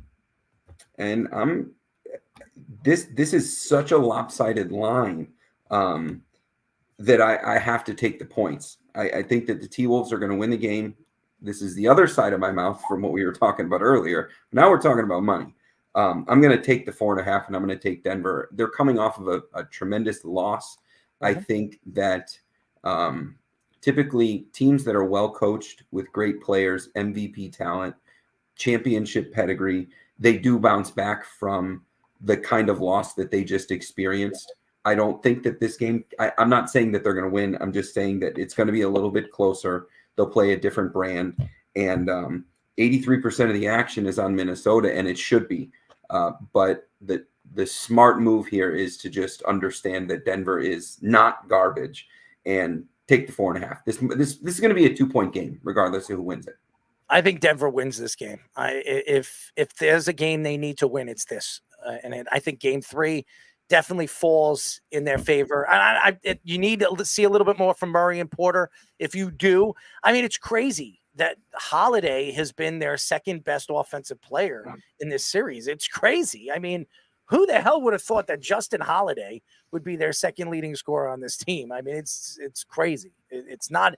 That just sells to me, and it to me what the Timberwolves are as a team, as a defensive team. This is the best defense I've seen in a very long time. This is a good defense. Yeah, and statistically, my takeaway from the 106-80 game the other night is, you look at what the players did and how they underperformed. Are we going to see Jamal Murray score 8 points again? Probably not. He's the teens is probably a subpar game for him. Are we going to see Jokic with 16 points? 16 rebounds is normal for him. The 8 assists, that's normal for him. But are we going to see him with only 16 points? That's not a normal game for him. And then you look at Caldwell Pope and Porter Jr. with the points that they scored. Just key players scored very little points. This game was very much a one-off in terms of some of those performances. So you bring Jokic and Murray up to what their normal points total are, and this game is, not a double-digit win. So I think we have to be smart there and disagree with the public. Is that 3 plays? That was 4. That was 4. Yeah, it's 3 NBA and 1 NHL. You want to give him one more play? I'm looking at the NHL, and I don't like Edmonton to go down 2-0 in the series, especially the way that they lost, the other night. But Vancouver is one of the hardest places in the entire NHL to play, and then you add the playoffs to it. It's loud. So yeah, Edmonton money line. Their players are too good. Their goaltending is so bad, though. How do you have Draisaitl and McDavid and some of those role players and not have better goaltending? And just a really poor approach by the front office to not fix it. They have the money, but I like Edmonton to win this game. They're going to brought in the great Jack Campbell, who was good for half a season, but paid him $500 They got a good coach. They got a good coach. Knobloch is a good coach, and came from the Rangers organization. A lot of teams were interested in bringing him in, even the Rangers. Yeah. Before Peter Laviolette, and they made the right choice. Peter Laviolette was the right choice for the Rangers, but Knobloch was definitely one of those guys, top 3 guys that a lot of teams were looking at. And I think Edmonton made the right choice firing the coach early in the season and bringing him in. He changed everything.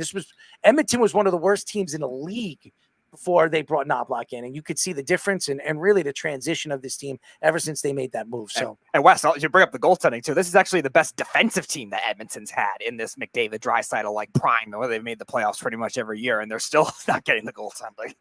Yeah, It is. They frustrate me because a few years in a row, and this is just the sports fan in me. I mean, there's some wagering involved, but the sports fan in me, a couple of years in a row, just the amount of points that they're capable of scoring, but they somehow forget how to do it when they get into the playoffs. And the NHL, like the last 4 playoffs, feels like it's been the same teams add one different one and take a different one out. Very different than the NFL. So, this Carolina, Florida, Edmonton, Boston, kind of in that President's Trophy, you add Vegas and Colorado. I mean, they're kind of the same teams. I think Minnesota was in and out of it, but it just feels the same. Sure they missed the 9 years. And the window is closing. Look at that graphic. Look at that graphic of you, man. I mean, look what Fish did for you. I look mad. like that is like I can't tell if I look like I'm about to smile or if I was mean mugging someone.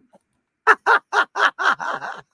right, now the real question: the image you look like a Muppet baby. The image on the right. Have you ever done that in any of your chef, where you've worked as a chef? Have you ever tried to do that? So definitely not at work. I've done some crazy things at work just to break the tension, but definitely not the Ace Ventura thing. Although my wife will tell you that the funnest I am is when I get rummed up and it's just a dark rum drinking kind of night. And I'm capable of that if I drink enough Myers and OJ. I'm going to tell you this.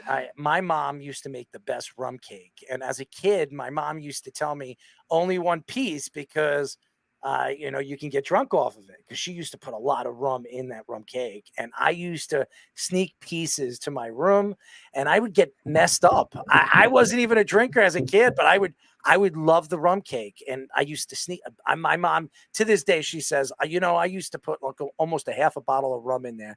And you were drinking probably like a quarter of that rum by the way you were eating that cake. So, That's really good. Her rum cake was great. Anyways, Wes, thank you as always. We'll talk off air. You're great, fantastic as always. Yeah, good being here, guys. Always be cashing. Always be cashing for our friend Wes. That was great. All right, so why don't we get into the awards, the NBA awards that were given out the other day? Thunder's head coach, well-deserved, Mark Daigneault, right? Am I right? Mm-hmm. Daigneault won the Coach of the Year, beating Mosley from the Magic and Finch from the Timberwolves. So congratulations to Daigneault. Steph Curry wins the Clutch Player of the Year, beating out DeMar DeRozan and Alexander. Curry had 189 points in clutch situations and shot 95.4% at the free throw line. So congratulations to Steph Curry winning another award. Timberwolves forward Naz Reid won Sixth Man of the Year, beating out Kings guard Malik Monk, who had a sensational year, and Bobby Portis, who had another great year with the Bucks, by the way. Congratulations to Bobby Portis, another guy that the Knicks had and decided to part ways with. So congratulations to Naz Reid. Tyrese Maxey won the Most Improved Player of the Year, beating out Bulls Kobe White, who had a great year, point guard. I remember when he was drafted in North Carolina, and Rockets center Seguin, who I always draft in my fantasy, and he always screws up. But of course, this year I didn't draft him. He has another good year. And then he had a gruesome injury, unfortunately. Yes, he did. Wemby won Rookie of the Year, beating out OKC's Holmgren and Hornets forward Brandon Miller, who had a great year, by the way, too. He was very impressive. So congratulations to Wemby, who I think is the next big star in the league. Rudy Gobert won his 4th Career Defensive Player of the Year award, beating out Wemby and Bam Adebayo. So congratulations to Rudy Gobert. He's had a sensational year, and you could see he's the anchor of that defense. One of the best defenses I've seen in a very long time, and he's one of the main reasons why they are.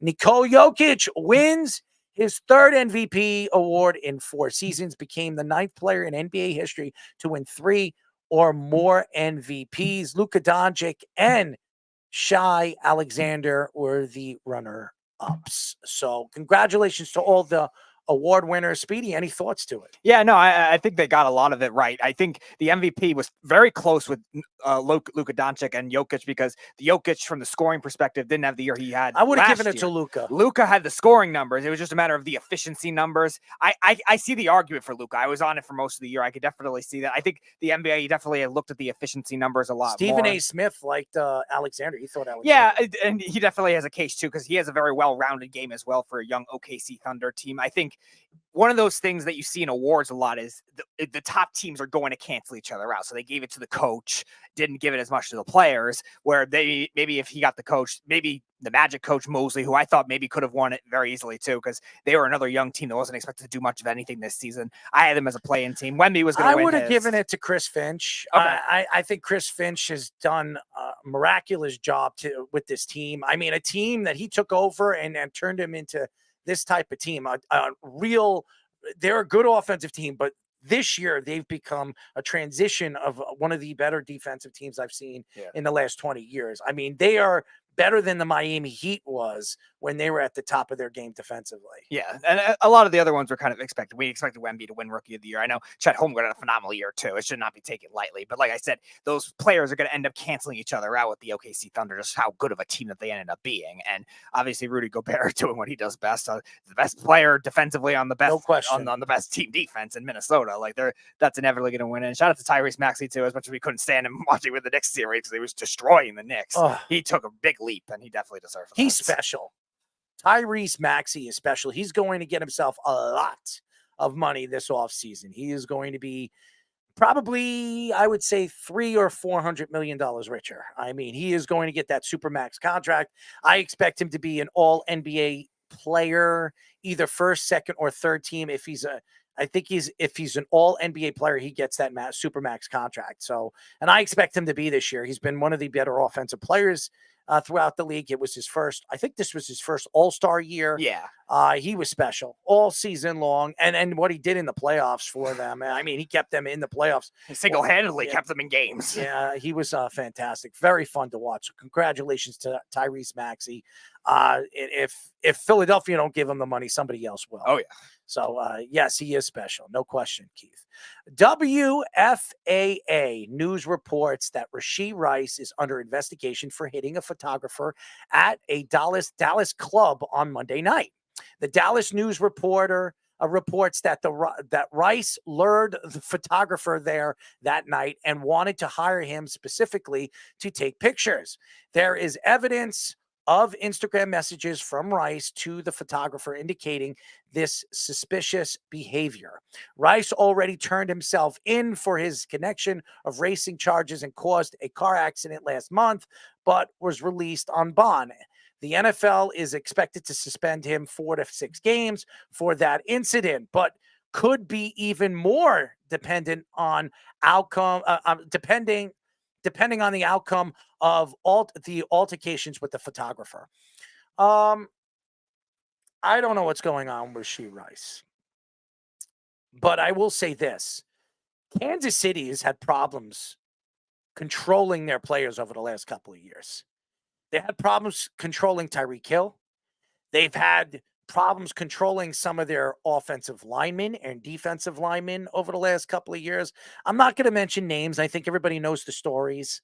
The whole Travis Kelce thing with the Taylor Swift. If I was the coach of the team and I was an executive of the team, I would tell them, keep Taylor away from the team. Keep her away. We're trying to win a championship. But of course, it's all about the NFL. They're trying to put fannies in the seats. They're trying to bring new fans to the game. And that's why the NFL loves it. But if I was a superstar, a Super Bowl coach like Andy Reid or a team that's won consecutive championships, I wouldn't want that my organization has Taylor Swift hanging out at the stadium where, I'm trying to concentrate on winning a championship. So, and I'm not blaming the organization because I blame Travis Kelce, because Travis Kelce, even though I understand he has feelings for Taylor Swift and I understand that it's real, I think it's all about team. And to have Taylor Swift there, it just makes me think that it's not about the team. It's about, obviously popularity. It's all about bringing bringing people to the stadium and selling tickets. It's not about the team winning championships, which is a big problem. But this Rashee Rice story, obviously them going after a wide receiver in the first round the way they did, one of the faster wide receivers in this class and one of the better ball hawks in this draft class. The reason why they went after him was mainly because of Rashee Rice. I think we don't know what's going to happen to Rashee Rice this season. He might miss 8 games, might miss the whole season if the NFL sees this to be a bad story and it's going to start to grow legs. I don't know exactly what happened, but if he's hitting a photographer and he's driving carelessly in the road and causing accidents and causing people to get hurt, the NFL needs to look at this. They need to, check out this story. And if the story is to be true, they have to drop the hammer on Rashee Rice, because even though Kansas City is a world championship organization and they're winning championship after championship and they have a chance to win 3 world championships in a row, which no NFL team has ever done that before. But there is a reason why they're bringing in free agent wide receivers. There was a reason why they brought in Hollywood Brown. There's a reason why they drafted a wide receiver. They're trying to find ways to fill in positions. If this thing actually affects them going into the season, I think it will.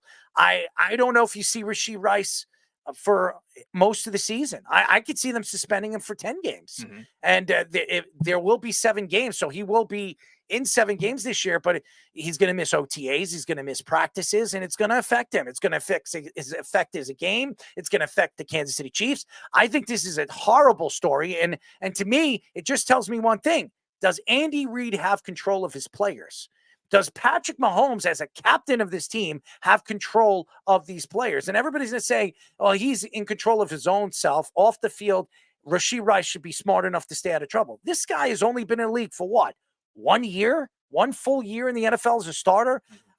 Your captains, Travis Kelce, Patrick Mahomes, all these offensive linemen, defensive linemen, and Chris Jones, they should be speaking, hanging out with this guy. If you know he's an important factor of your success, which he was in the playoffs, you want to make sure that you keep him at bay. This is a bad story. This makes the Kansas City Chiefs look like an organization that has no control over their players. Right. And especially when you look at the receiver locker room too, like there's no leadership in that group. Now, Travis Kelce, Patrick Mahomes, like they are that in their own ways for their positions. But when it comes to the actual receiver locker room, you look at Kadarius Toney, who is this crazy self in himself, Sky Moore, who has not really matured in the NFL either.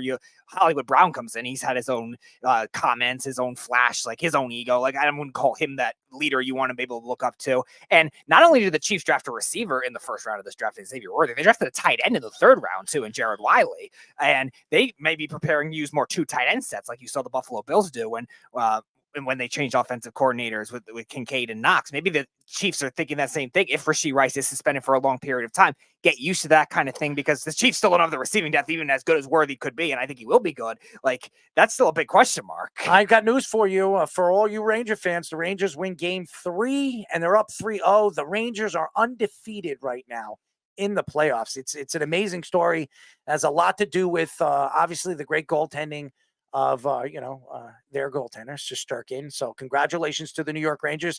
It looks like they're going to win this series probably in 5.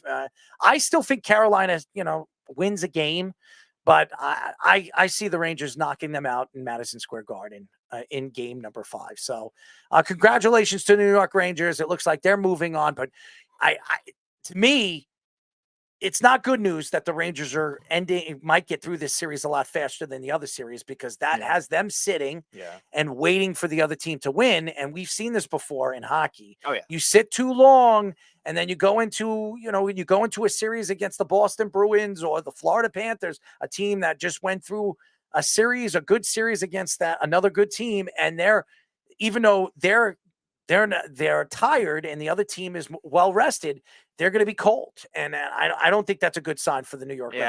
I've also advocated for too hot at certain points with other sports too, like especially in football. You can never be too hot if you have a hot goalie. Yeah, but eventually the pattern is going to go out. Like Keith was saying in the comments section, like they got outplayed in this game and they still were able to hold on to win. Of course, Josh has his 2 cents to stick in as he's a Ranger fan, and he has the Rangers winning Stanley Cup. I do not have the Rangers winning the Stanley Cup. I have them losing against the Florida Panthers in the Eastern Conference Finals. I still expect that. I think Florida is the best team in the Eastern Conference.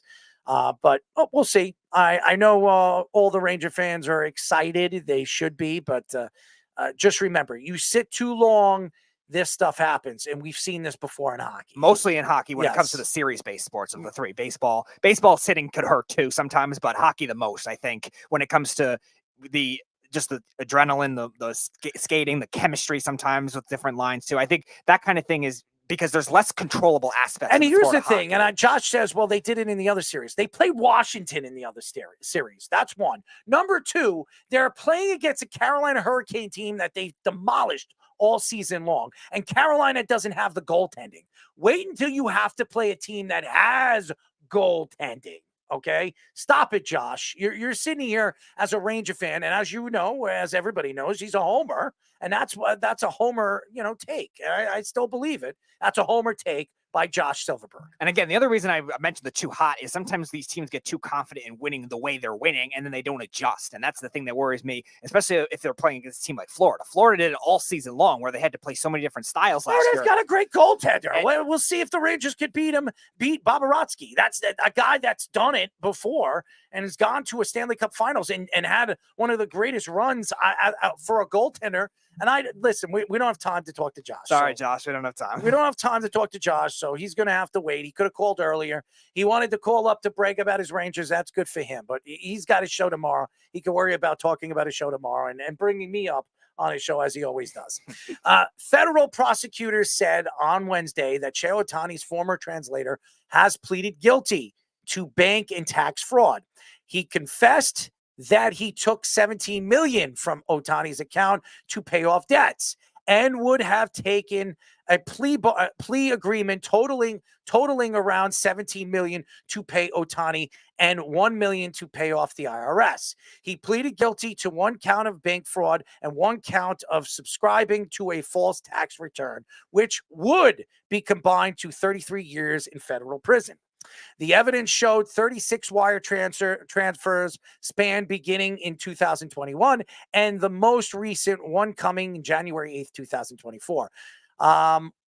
24 of those 36 were made from Ohtani's bank account, and around 15 million of the stolen 15 million of the stolen 17 million were from his account. Ryan Boyan, a cast member of Real Housewives of Orange County, was also caught as being an associate of the bookmakers that he was involved with. In addition to illegal sports betting charges, he was using that money to illegally sell baseball cards, show tickets in Vegas, and sent money for casinos and hotels. I don't care about Ryan. I don't care about any of that. I don't know why you put that in that conversation, Speedy, because it really means nothing to the whole Shohei Ohtani thing. What really makes me laugh about this story is what Scoop said a couple of hours ago, actually an hour ago, stating that they're gonna do a documentary on this. I don't care about this documentary. I don't want to know, because you want to know something.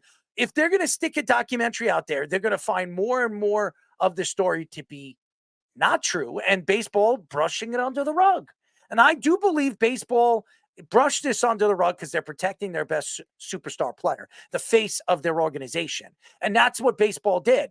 You know why baseball didn't want to help Pete Rose, or didn't want to, obviously brush it under the rug when Pete Rose did it? It was because Pete Rose was a manager. He wasn't a player anymore. He wasn't the face of the game of baseball like he was in the mid-'70s and late 70s and early 80s. He wasn't. So baseball didn't really give a crap about Pete Rose. You have Shohei Ohtani, who's in the prime of his career. He's 29, 30 years old. He just got a big-time contract, just made $700 million of deferred money. He's going to be endorsing the Asian population, obviously Japanese and Chinese, to come and watch baseball games over there in LA. Why would baseball want to push this guy out of the game? So what they were doing is trying to protect their asset, and that's what they were doing. They were protecting their asset. But nevertheless, I do not know what this the translator is going to get. There's a lot of questions to it. I do not believe he's going to get 33 years. I think they'll narrow it down to probably 5 to 10. On good behavior, probably 2.5, 3 years he will see of jail time. Obviously, it's a lot of money. It's a big story, so somebody's got to go and see time. It's not going to be Shohei Ohtani, and I'm sure Shohei Ohtani is going to pay this guy while he's in jail and making sure that he is well protected and well taken care of when he comes out of jail. I'm telling you, Shohei Ohtani had something to do with this. I don't know why anybody believes any different. Now, nevertheless, betting is betting, and this is going to go on forever, and it's only going to get worse. If you think this Shohei Ohtani story is the only story that you're going to hear in the next couple of years, well, you're wrong, because now a basketball player has been thrown out of basketball. And Michael Porter Jr.'s his brother getting kicked out of basketball because he was caught, Jonte. And you know why Jonte was kicked out of basketball? Is because he's not a superstar. Nobody gives a crap about him. So we're going to see this more and more often than you think, because betting is going to become legalized all over the sports world and throughout the, right now it's 40 states, but it's going to be all throughout the country. And when it becomes that, all these players are going to bet on sports. And somehow, in some way, with the new CBA rules, the MLB, the NHL, the NBA, and the NFL need to come to an agreement on what you can bet on when you're playing professional sports and what you can't. And this proves that this was a much more of a layer than just the betting, because we're comparing it to these other instances in the NFL and the NBA where they got suspended and they might face some charges, but it wasn't as drastic as this, where you're going to potentially see 33 years. Now, you're right, whether you actually see it or not is another question. You got to believe, though, with everything else that was going on too, between the illegal selling of these show tickets and these hotel access and all this stuff in Vegas, there might be other sources that come out too that could happen to be even worse. And that even more. So that's where I think it could stay at 33 years combined. But at the same time, yeah, there could also be guys covering it up too, more guys involved. I was mentioning at the time the bank accountants and all that stuff. It's definitely still a very layered operation. It will be negotiated. Trust me. He is not going to see 33 years in jail. He's not. I'm telling you right now, mark my words, I guarantee you the translator will not see 30. What's his name? Ipe Mizuhara. I'm not going to say his last name. Yeah, that's why I didn't write it for you. Ipe is not going to see 33 years in jail. I think he sees between 5 and 10 years. On good behavior, he's out in 3.5 years, 2.5 years. I'm telling you, this is his first offense. He has no priors. He has no felonies under his name.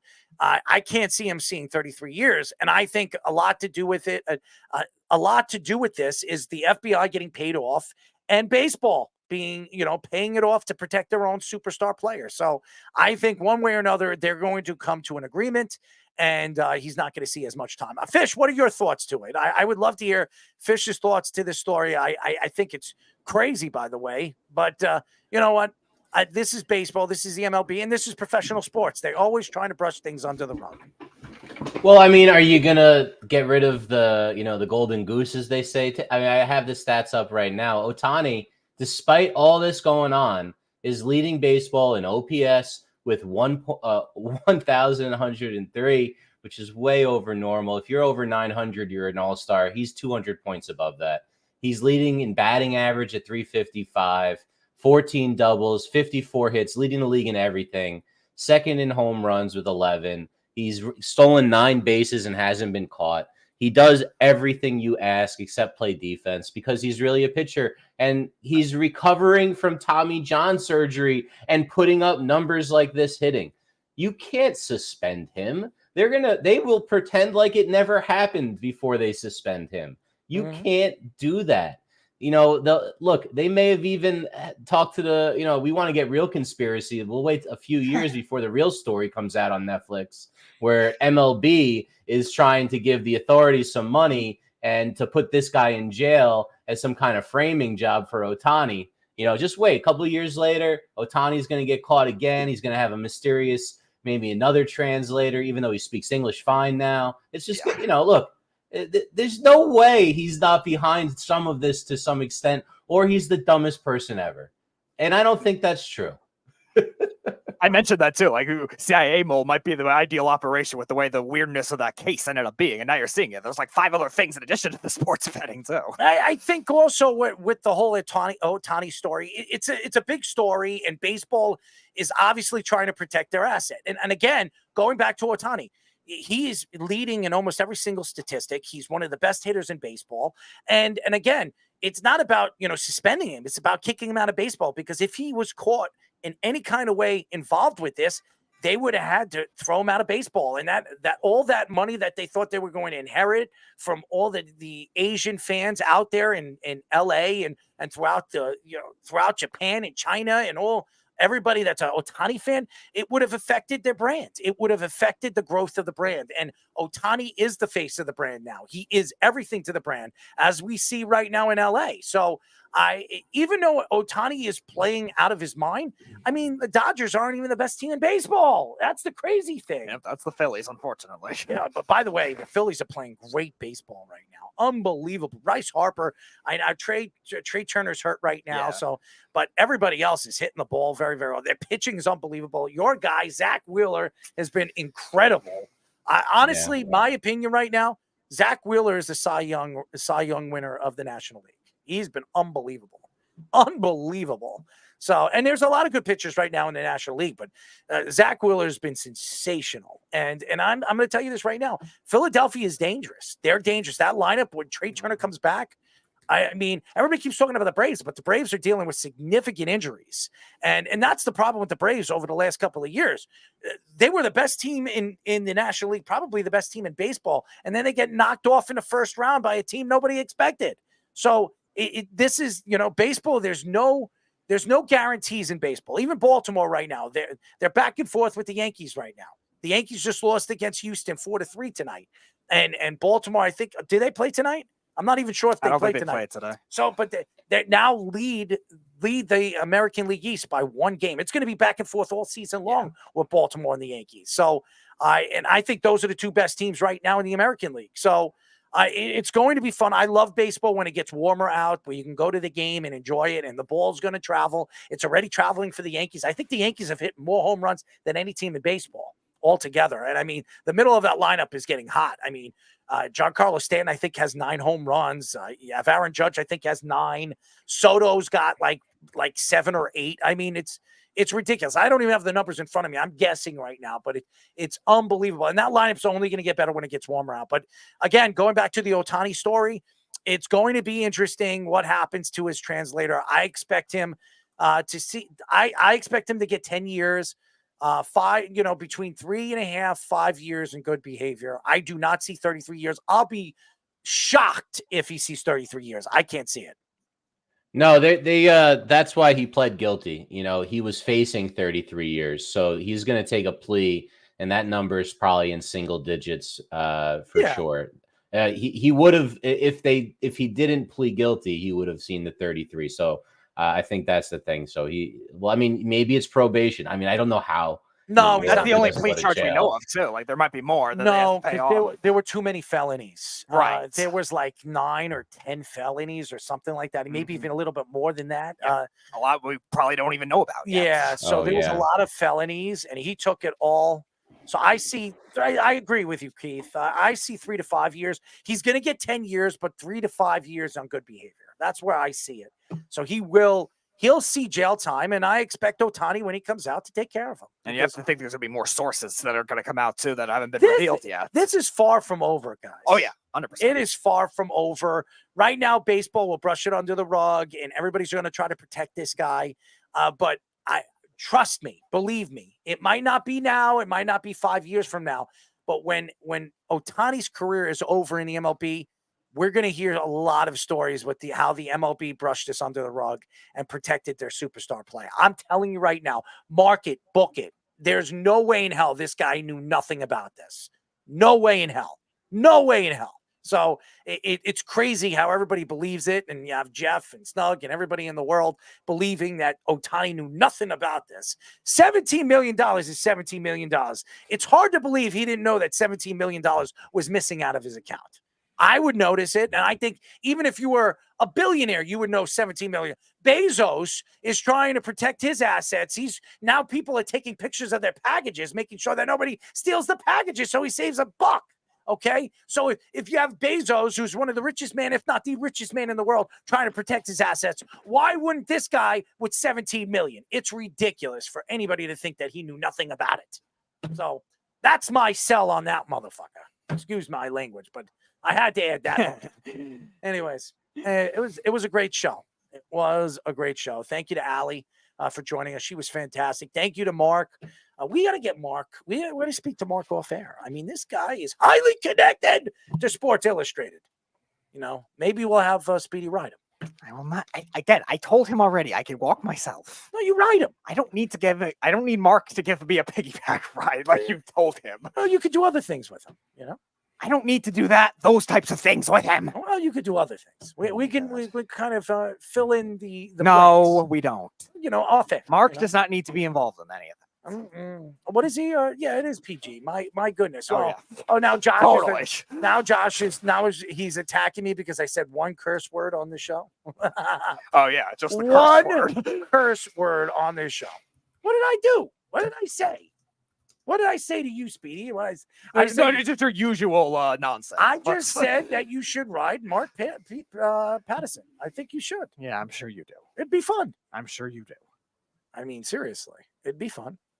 As long as I get the camera in. No, you don't. I get to record. No, you don't. And then, you know, Scoops No, can take no, pictures no. and then Fish can take, you know, No, I'm going to take you out for a ride. You know? No. You and Mark in the back. no. And Fish driving. You're like driving Miss Daisy. Driving Speedy. Driving Speedy with Aaron Fishman. Starring Aaron Fishman. We should do a skit. That would be so funny.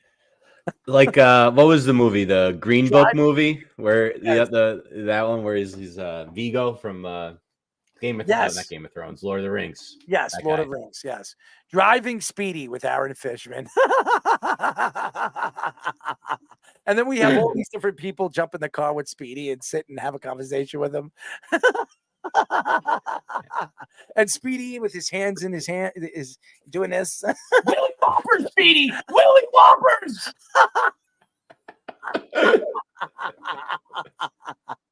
Oh, Speedy. We No, love you. I'm not riding a horse, Josh. we definitely got to get him a saddle. Good one. Like a pink saddle. You like pink? It's fine. I'm not riding a horse. Purple. though. Your favorite color is Yeah, purple. I know. I don't care about the color. Purple with diamonds. Okay, regardless, I'm not riding a horse. It's flashy. Yeah, I mean, flashiness. I'm not riding a horse. Well, why not?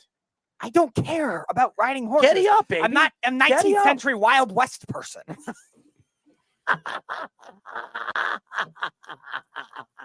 You like Dunkin' Donuts, right? What does that have to do with anything? You like glazed donuts. Again, what does that have to do with anything? But it's Chocolate's a good flavor. chocolate is a good flavor. Good job, Scoops. You're connected. Chocolate is a good flavor. Anyway, Speedy. Like more glazed. Oh God, you had to bring that one back. That one had to come back.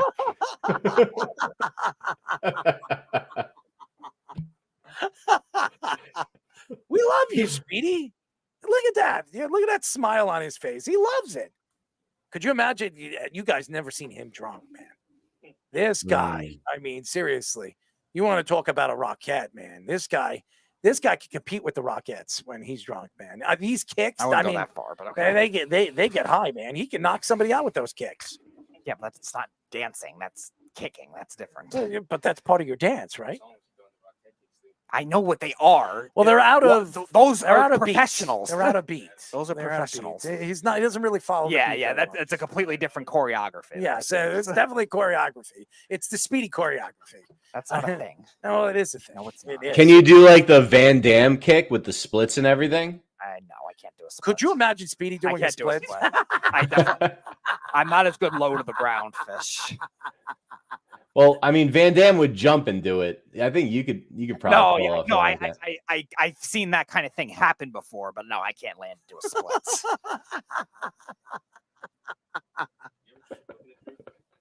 Have I ever what? I've never been around a coconut tree. Could you imagine Speedy trying to kick a coconut tree? I mean, he'd break his ankle. He'd break his, Yeah, it does not seem like it's worth the he'd effort. break his Achilles kicking that. That does not seem like worth the effort for just a coconut. Oh my God! Kickboxer, you have a boom, boom, kicking the inside of the the basement, pipes and stuff like that. Yeah, I file can that see- under not worth the effort. Oh, you know what? We got to get some Willy Whoppers. No, we don't. Willy Whoppers, Speedy! Willy Whoppers! Shave the ass, Speedy. Shave the ass. Slap that ass. I'm not slapping anything. I'm definitely not. I'm not licking anyone. Yes, I'm not doing that either. But I'd rather lick than slap when it comes to a freaking coconut tree. You would rather. I don't need the unnecessary burn a bush pain. in a crab. That's good. That was good. I'll give you that one, Scoop. Well, Speedy, if you were on a deserted island, you may have to kick a coconut tree. All right, to I'll consider survive. that if I'm on a deserted island.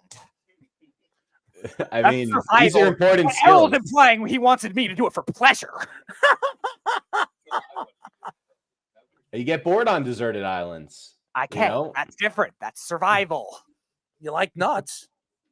Again, survival. Fish is. So on you board would with lick the nuts for survival? No, I would eat nuts for survival. Why would I waste time licking them? If I'm so like desperately famished, hungry, why would I waste time licking the nuts when I could just eat them? Tommy, all of that. Again, a middle schooler first presented this scenario logic being applied here. Oh, the great Speedy Petey, ladies and gentlemen. Applying middle school logic to people that overthink things. God. You're crazy, man. I love you. You're the best. Evolution. Evolution. Thank you. That wins sound bit of the night. That was perfectly applied. Willy Whoppers, Speedy! Willy Whoppers! And then you go back to that one.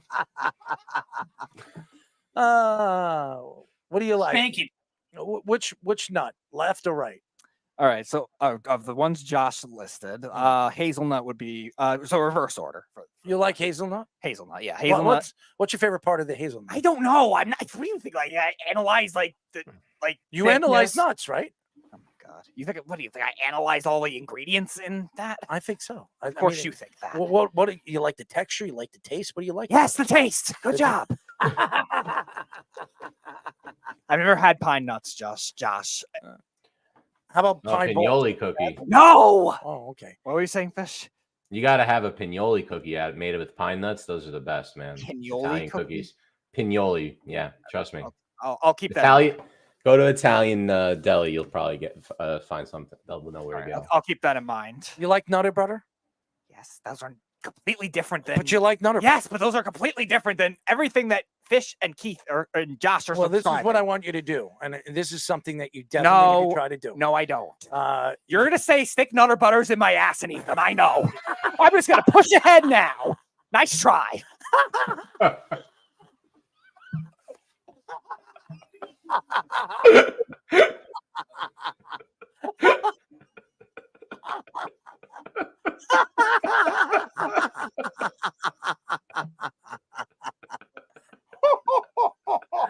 Josh, I don't know what you're going to try to get out of me tomorrow, but it has nothing to do with pine nuts.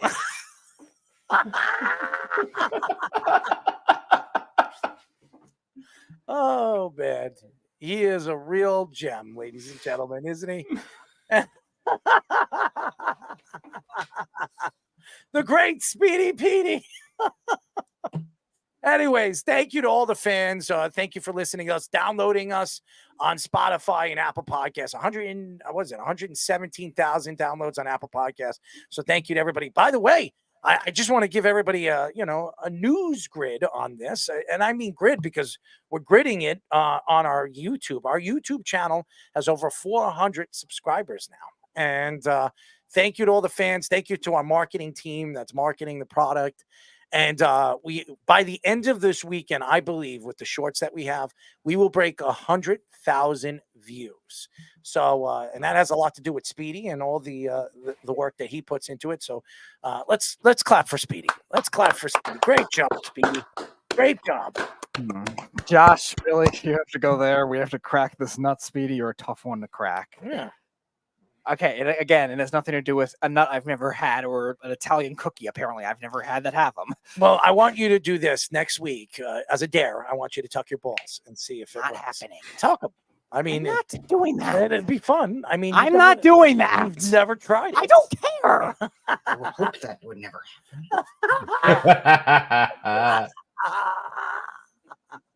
I mean, it'll be fun. You should try it. I'm not trying it. Josh has tried it. Okay, whatever.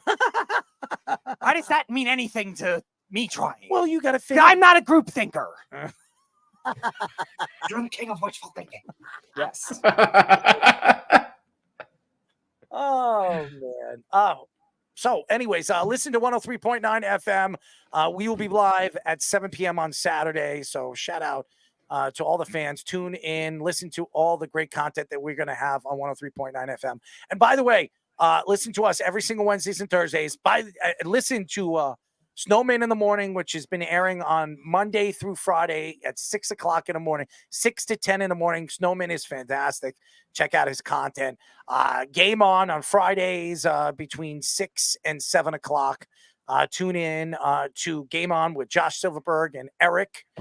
Fantastic show. Thank you to those guys as well. Also, listen also to Trey.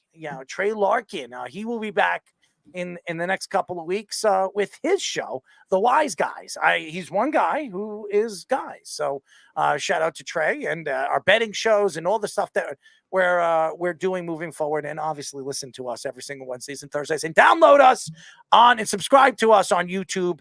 Again, thank you to our guests. Thank you to Mark Patterson. Thank you to Allie Burke for giving us the time. We love you guys. Keep up the good work with what you guys are doing. And we'll be back on Wednesday. Any guests next week planned? Nothing yet. Oh, but the ball's tucking next week. That's right? not happening. That's and no, Josh, I'm not doing it in a hammock. That's a either. tear. That's a tear. You got Good to for me and good for you. Good for me and good for you. It's good for both of us. It's good for both of You us. wish. Yes, it is. It's You good for both. wish. If you do it, I'll do it. I don't care about doing it. And I It'll be don't fun. care about seeing you do it. Again, go to your juvenile cult and you can go do it there. Of your shameless 5%. Where that behavior seems normal. My cult. Oh man. What a kid. Anyways, we'll be back next week. All I got to say is good night and see you then. Bye-bye. You're listening to the Worldwide Sports Radio Network.